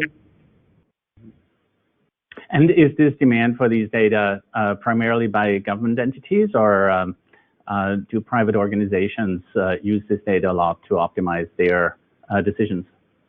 Yeah, so we've been using the data internally at the City of Melbourne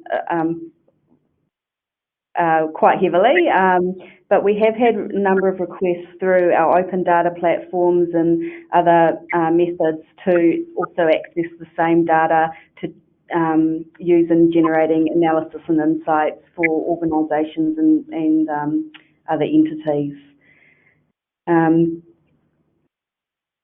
Thank you. Kira, you are in the health sector, and I'm just curious whether what kind of data, what is required from a health perspective for the recovery to succeed and for growth to resume? Do you see that the role of analytics has changed in this area of healthcare and beyond compared to what we saw prior to the pandemic? Absolutely, and in a number of different fronts.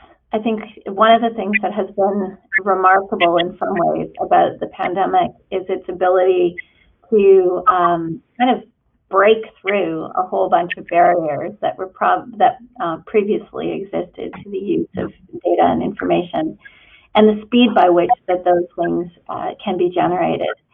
So, you know, the opportunities for the department in and of itself, I mean, we were all learning starting February or, January about what was coming. And the information that was coming at us was so fast and furious that we just had to learn to pivot and adjust and adapt to all of the information, as well as understand what was going on in our own front yard.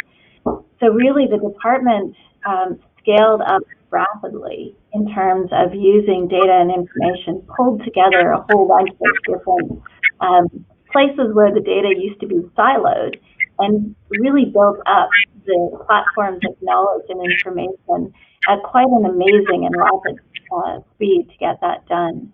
And it's one of those things, you sort of think of why spoil a crisis, those sorts of things when you spend lots of time kind of ruminating about all of the details, it takes a long time to get in place.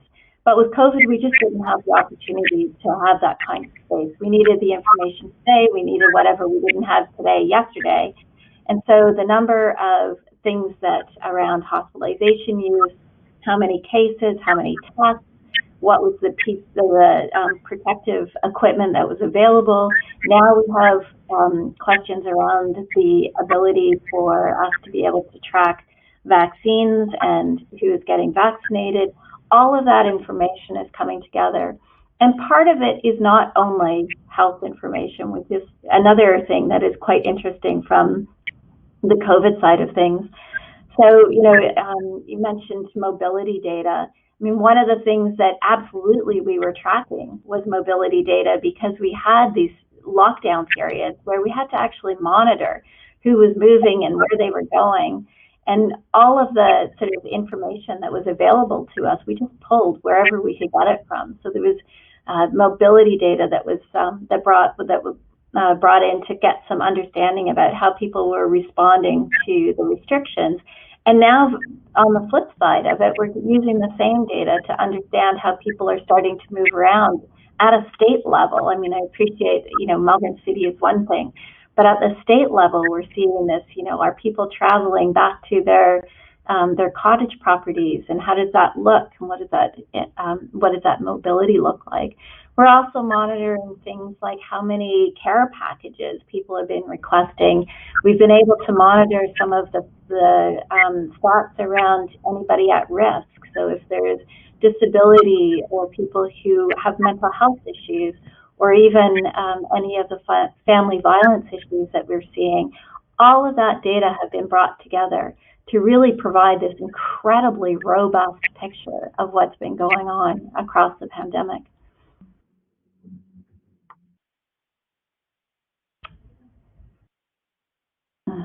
Sven, I lost your audio. Do we still have my audio? Yeah, okay. I got you now. I was just following up on whether that kind of information that we now have to track the status of the pandemic and who is affected by it, if that helps us push in the right direction in terms of recovery and growth. Oh, absolutely. I mean, I think the same information that we needed previously will be what we're looking at, what we're focusing on going forward. So again, it's not just health data, but it's in my humble opinion, it's all health data. If we're talking about education, we're talking about people's ability to go out and move around, and are we hitting the targets that we need to in terms of people going back to school, and what does that look like? Even how people are investing in the economic recovery. All of that information is being brought together in various platforms to really think about, now we're through this kind of second wave. We're not having a third, just so everybody knows. We might have little ripples, but we're not having a third. To monitor how we're moving and tracking through the recovery phase. And that is absolutely the focus of the department now, is what does that look like, and where the data are that can help us understand that. Fantastic, thanks. Maybe we should refer to it as well-being data rather than health data, if it is so all-encompassing. Exactly. Yeah, very good. Peter, where do you see the largest opportunities and the impact of analytics for spurring growth and recovery? Do you have any specifics that you want to share with us? I think there are two areas.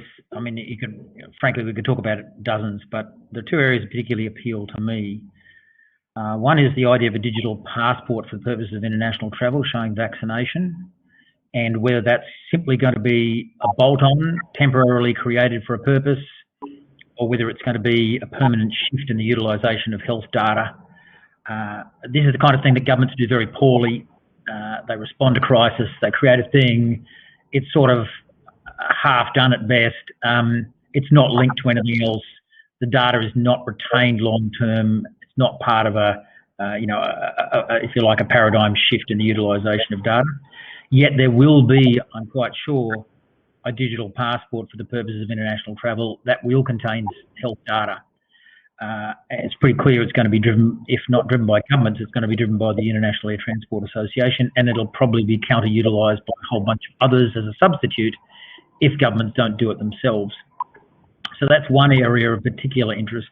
I think the other is the broader social welfare support mechanisms.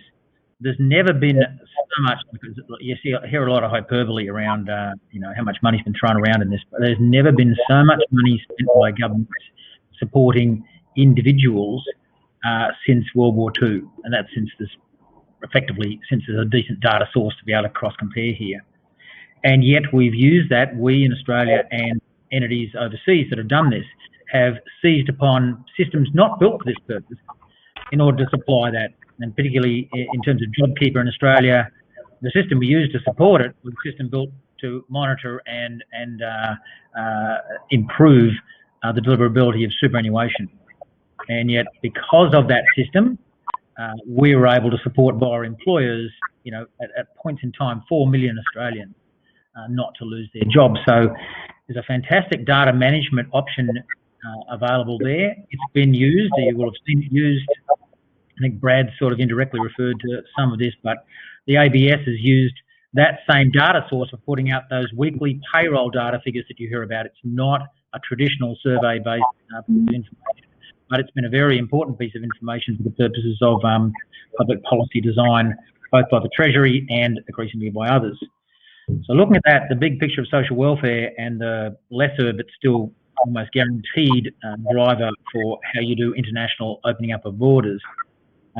Those two are the big areas for me, and both of them are at deep risk of governments doing what they traditionally do, which is not thinking about this in the wider sense, but simply creating a bolt-on for the purpose of managing for 12 or 18 months, and certainly not utilising that data as part of a paradigm shift in the case of the digital vaccine passport for the broader application of health data.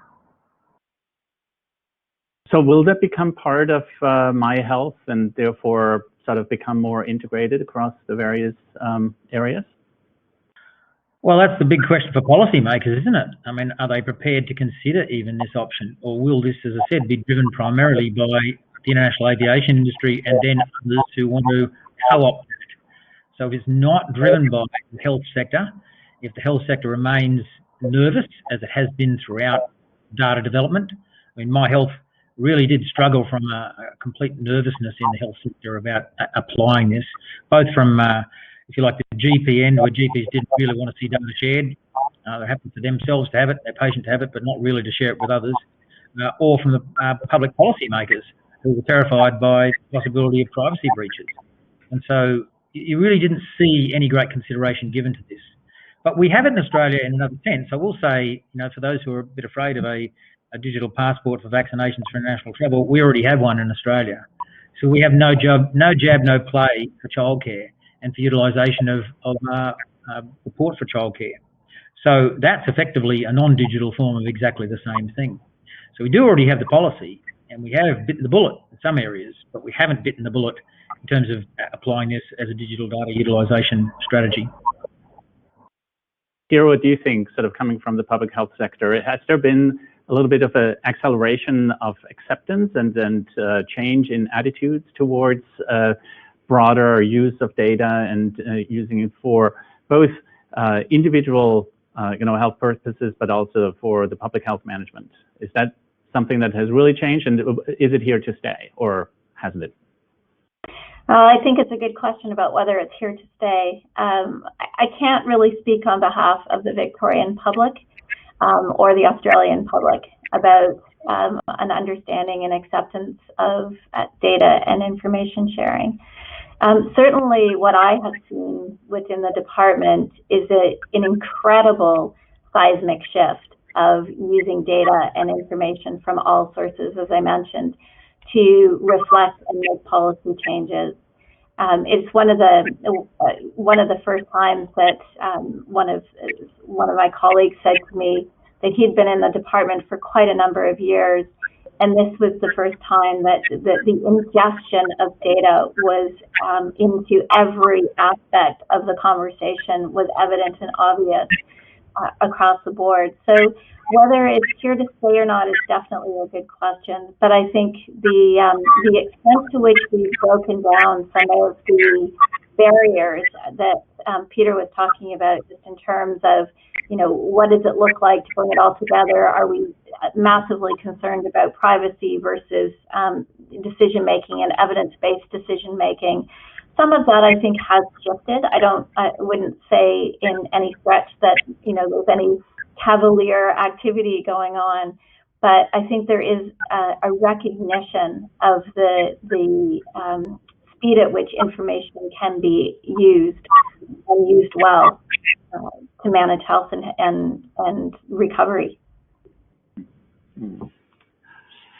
I think Peter was also sort of observing that there may not be enough integration across different activities, and that it's more sort of a bolted-on solution in some instances. Maybe Andrea, do you want to speak to that a little bit? Do you see a fairly integrative and concerted move forward in creating better databases and using them for evidence-based decision-making, planning, prioritization? There's definitely a lot of opportunity in this space. I can say through 2020, the value of data has definitely been highlighted. I still think we've got a way to go in how we make data and analysis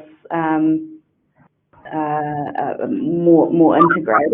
But there has been quite a bit of progress in this space as well. I know that there's a lot more data that's being made available via open data and being picked up by various organisations for using in their analysis. But in terms of integration of data sets and databases, I think there's still a way to go.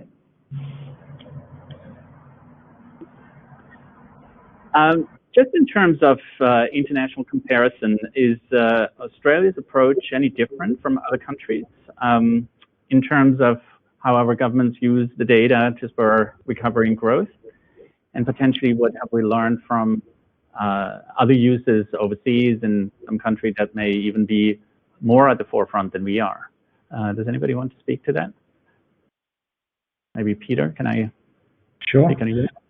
Sure. Well, you do see some governments that are highly progressive in this space, and they're not necessarily the governments that we would all rate on a geopolitical basis as being our closest friends. So we won't specify all of them, but there is a much more effective utilisation of data in some countries than there certainly is in Australia. The UK itself is a good example because you mentioned our Productivity Commission report on access to data in 2017, which really has made quite a significant change to the way the Commonwealth views data, both legislatively and in terms of internal utilisation. So in that, we found that Australia talks a good game on utilisation and integration of data, but doesn't really apply it. The UK is, by comparison, quite a bit of a leader, not a leader in everything. And in this case of utilisation of data for the purposes of this vaccine passport that I referred to, they are in front of the game again.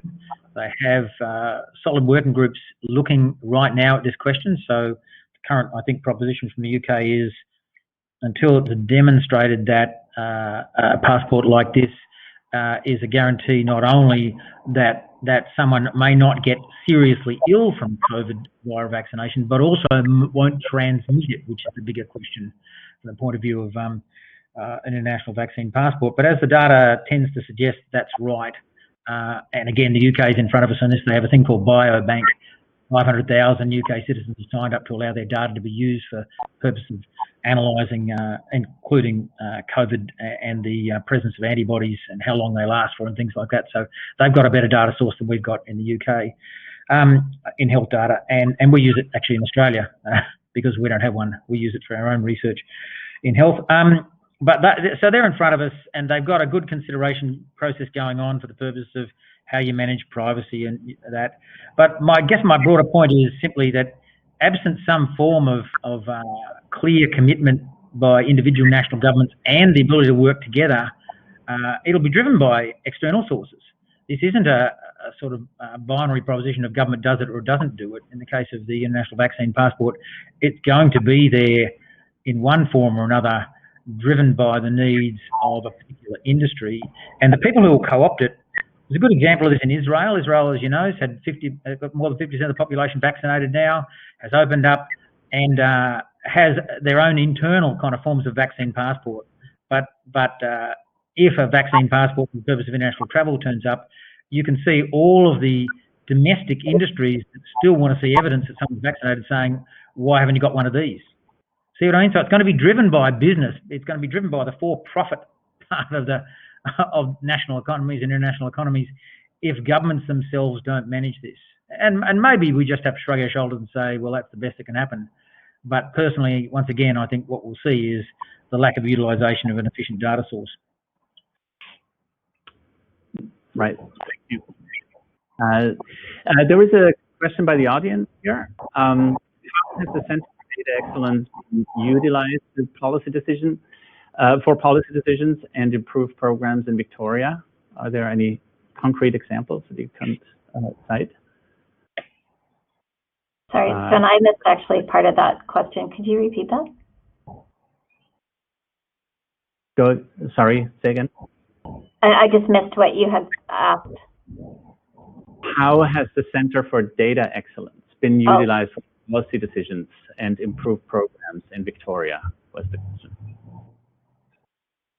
Anybody? I'm unfamiliar with the Centre for Data Excellence, so I don't. Does that fall into your area? Yes, I'm happy to sort of chime in to the extent that I know. The idea of the Centre of Excellence model was to be able to build a capability inside the public service, but also to have the ability to use and build patterns that can be reused across government for things like, data pipelines and data analytics code in a way that can be kind of lifted and shifted where there's a business use or a business need across government. I mean, certainly in Jobs Victoria, we have been the beneficiary of the work of the Centre for Data Insights.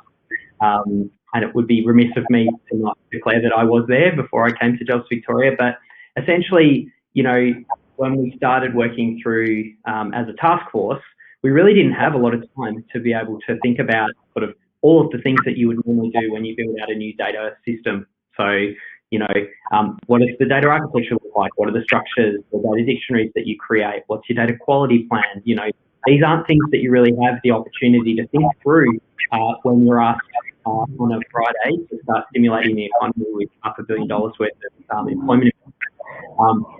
You don't get to say, sorry, can you just wait a couple of weeks while I get all of our systems and processes in place before we start doing that?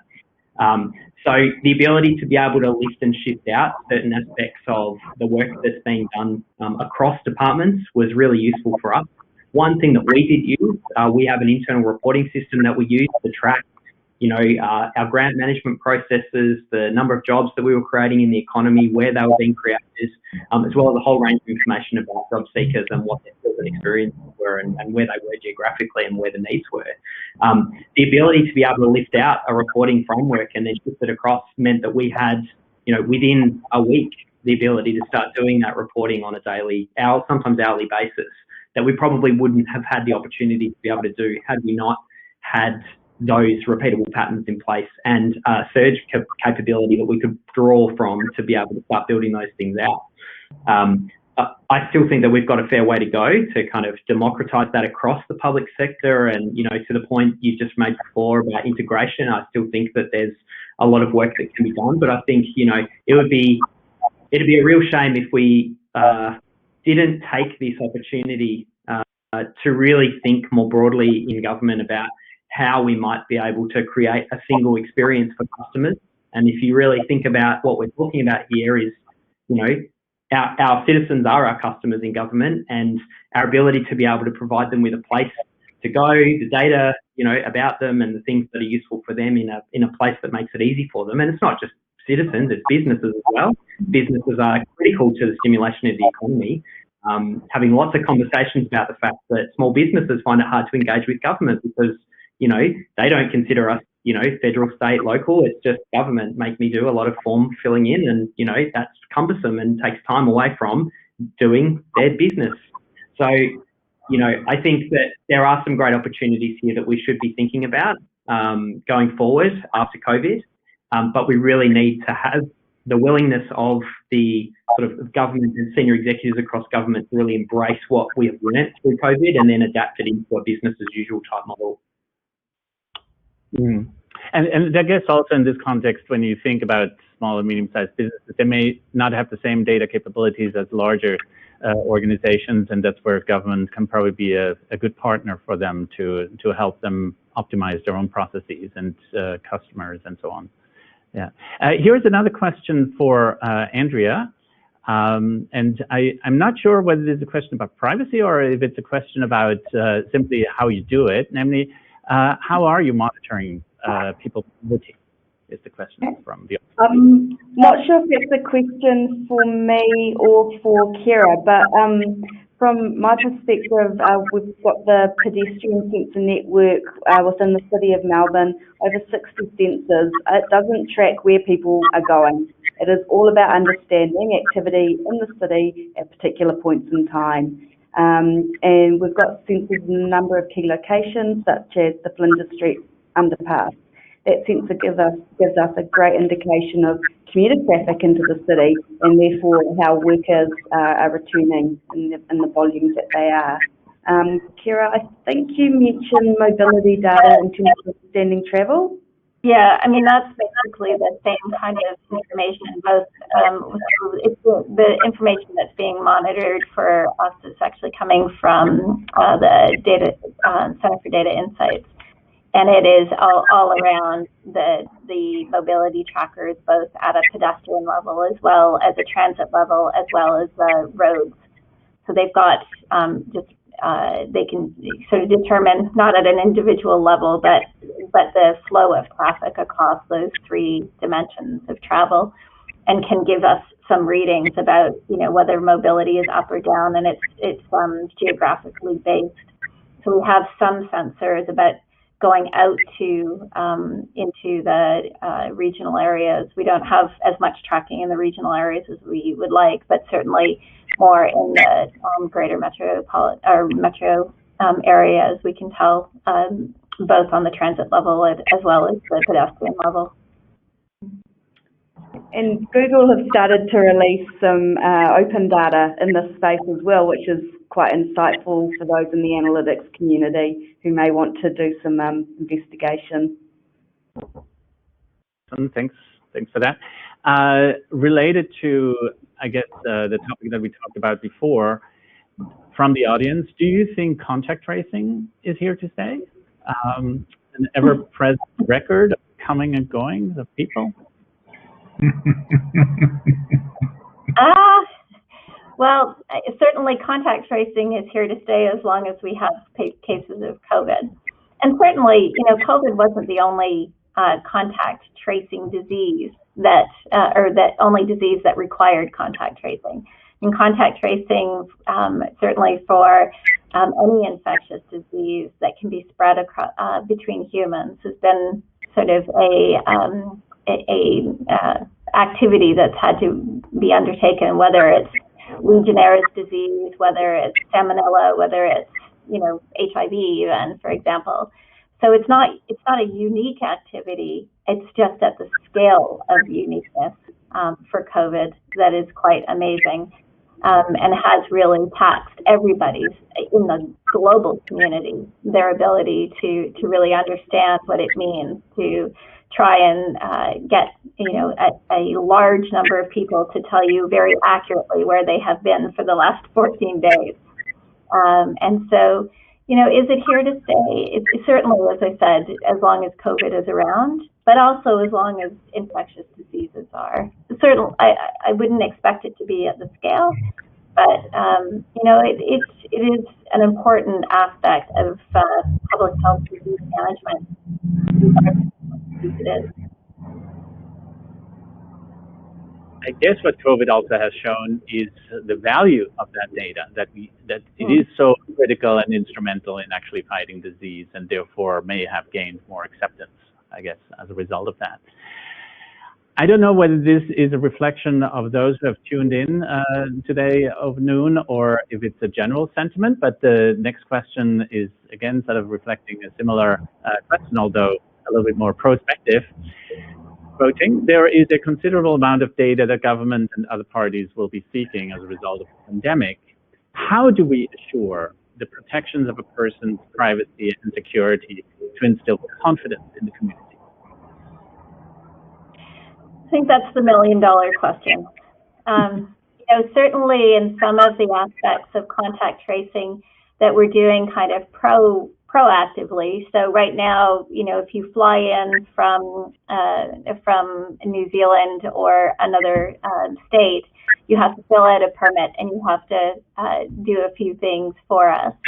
Those data aren't kept for a long period of time. They are kept for a very short period of time and for the purpose by which they're collected, and then they're traced. So those kinds of aspects of how we're collecting data will definitely inform what we do on a grander scale going forward. In terms of instilling comfort that the data are being used appropriately, I think that goes to, in some ways, what Peter was saying about people's use and comfort of data in the first place and their sharing of information. But, and part of it, that will come through from the vaccines and what people are willing to share in terms of vaccine data as well. It's hard to know, but the safeguards are still in place, the safeguards that existed previously. And if you had listened to me talk a year and a half ago, you would have heard me say that privacy was often used as a barrier to information sharing. And individuals and citizens actually believe there is way more data sharing going on than there actually is. And many people support way more data sharing, that even there is appetite for that to happen. So, maybe this will move the pendulum a little bit more sort of together, with less about the concerns of privacy from utilization of data perspective, and more comfort and joining the sort of citizenship of data together and moving that forward. That's my hope. It's a good point you make, Kira. There's a lack of understanding of the degree to which Australians generally do support the sharing of health data in particular. And the Privacy Commissioner did a study of this just before the Productivity Commission did her work on. So I'd say it's about 2016 or thereabouts. But it was, I can't remember the precise number, it was in the 80s or 90% of Australians were happy to see their health data shared for the purpose of better utilising responses. Obviously, people weren't thinking about pandemics, but just the general response to like measles or something like that, an outbreak of measles. And yet we don't structure systems to allow that. So it's not that Australians themselves are opposed to this. It is, as I said earlier, it's the fear that exists inside bureaucratic data gathering, where historically data sets, not just in health, but those gathered by governments generally, have been placed behind a protective layer of data custodians, whose job primarily, and often this is written up in terms of criminal sanctions, his job is to see the data not shared. That's the paradigm shift that governments have to undertake if we're ever to see better utilisation of this data. Mm. And presumably also to communicate appropriately to get the buy-in from the population to see that shift. But as I pointed out, Sven, the population is actually supportive. Communication is important, but it isn't, as you characterised there, communication to convince the population. It's communication to say what the hell we're doing here. It's a descriptive thing. Why are we collecting this data? So I mentioned earlier the UK Biobank, they're now doing this tracking of antibody presence as a consequence of people either getting COVID, and that'll be transferred to antibody presence as a response to vaccines. So in the UK, they'll know way before we will, and it's not just because they're running out the vaccine program in front of us, but they'll know way before we will how long you'll get protection. And we'll be dependent on that, in part because we don't have a data system like the UK Biobank. Maybe the last question, and this shifts gears a little bit away from health, And I would think that, Peter, you'll be in a position to give a direct answer to that. Do you think that the financial situation will help to make more durable financial models in the future? So I guess using data and the current shift in financial situations to sort of have different approaches to that. Oh, I don't think there's any doubt at all that we will see very significant improvement in the interaction of the utilisations of data between our financial authorities, led by the Reserve Bank, and major parts of the financial system. We have again been, we haven't been as badly behind the pace in this area in Australia as we have in some other areas of this, but I don't think there's any doubt at all that better utilisation of data is, well, it's a current product and it's a current priority for financial institutions and for regulators. And it is moving ahead. So I think you referred to open data, and the first product of the consumer data right, as we recommended for the Productivity Commission, that's now legislative at the Commonwealth, is what's called in the UK open banking, but our system goes further than theirs does for the purpose of shifting financial data between institutions that are able to do that safely in real time, so that you can request a better deal and things like that. So that's just the start. I think the fact that we've got a framework like the consumer data right says we'll be applying it to a whole bunch of different products in the future to enable people to take advantage of the fact that their data is being collected, whether it's knowingly or not, their data is being collected. And as long as it's held in your name, it is an asset that should be potentially available to you to utilise as much as the firm collecting it to utilise. All right, I think we have come to the end of our allotted time. Thank you very much, all of you, for a really interesting discussion. Anita, I think you have a couple of closing words. So thanks, everyone. Thanks, Sven. Thank you all for joining. That was really insightful. Thank you, Sven, for lighting the way on how we can continue to drive recovery and growth through analytics, and to our illustrious panel, of course, Peter, Andrea, Kira, and Brad, for joining us today as well. So we've had a real bumper of a day on our very first day of conference week. I've taken some rapid notes on all of the different sessions, from Dr. Philip Lowy's opening address to Professor Sanana Rao discussing the importance of interoperability of social media and the importance of government regulation in that space, how fake news spreads exponentially faster than the truth, and especially interesting to hear him allude to Professor Steve Tadelis and his work at eBay on ROI of search ad effectiveness. Professor Steve Tadelis will be joining us tomorrow on a session on drip marketing and the effect on consumer behaviour. So we hope you can join us for that tomorrow. Kelly Bayer-Rosburn then joined us and discussed the role that analytics and data and connectivity played for her organisation in Optus. So she joined Optus obviously during the pandemic last year, and I really liked her analogy about data and oil and about how data must be safely extracted, with the analogy that user privacy also needs to be respected. And then, of course, to refine the data, to really aggregate it and find the patterns that emerge from the data sets that organizations continue to accumulate at a very fast pace. And I really was very impressed with how Optus is using data to really find out what customers want and need, to the degree that they're, using the data from their retail stores to inform their decision making at the highest levels of the organization. And then, of course, we had Michelle Eggers from SAS, and she shared her inspiration on how to start small and scale up, and the use of course, visualization to help with the storytelling to get senior leadership on board for the journey of the insights that we do find. And then Andrew McMullen, of course, discussed the customer engagement engine and how it's really helped during the very challenging end of 2019, then of course 2020 with the bushfires, with immediate notifications and the immediate offer for help. And also, of course, the ability for their customer engine to help their customers find various benefits that they may not have been aware that they could be eligible for. So it's about helping the communities and what their customer engagement engine and the data science behind it and AI behind it was able to do. It's great to see good things being delivered by data, and I think that's one of my passions is really around social impact that data analytics can generate for greater good, especially here right now talking about driving recovery and growth.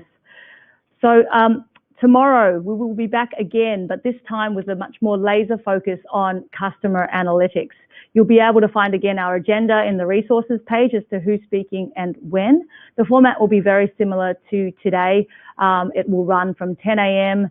to 2 p.m. Australian Eastern Daylight Savings Time, and you have a separate link in your email in day 2 to join us once again. So we look forward to welcoming you tomorrow. We have yet another bumper line of speakers, including, as I said, Professor Steve Tadelis, along with the CMO of Coles, Lisa Ronson, and our very own Centre Director, Professor Ujwal Kayende, will be joining us tomorrow for his own session as well. So we look forward again to seeing you tomorrow, bright and early, 10 a.m.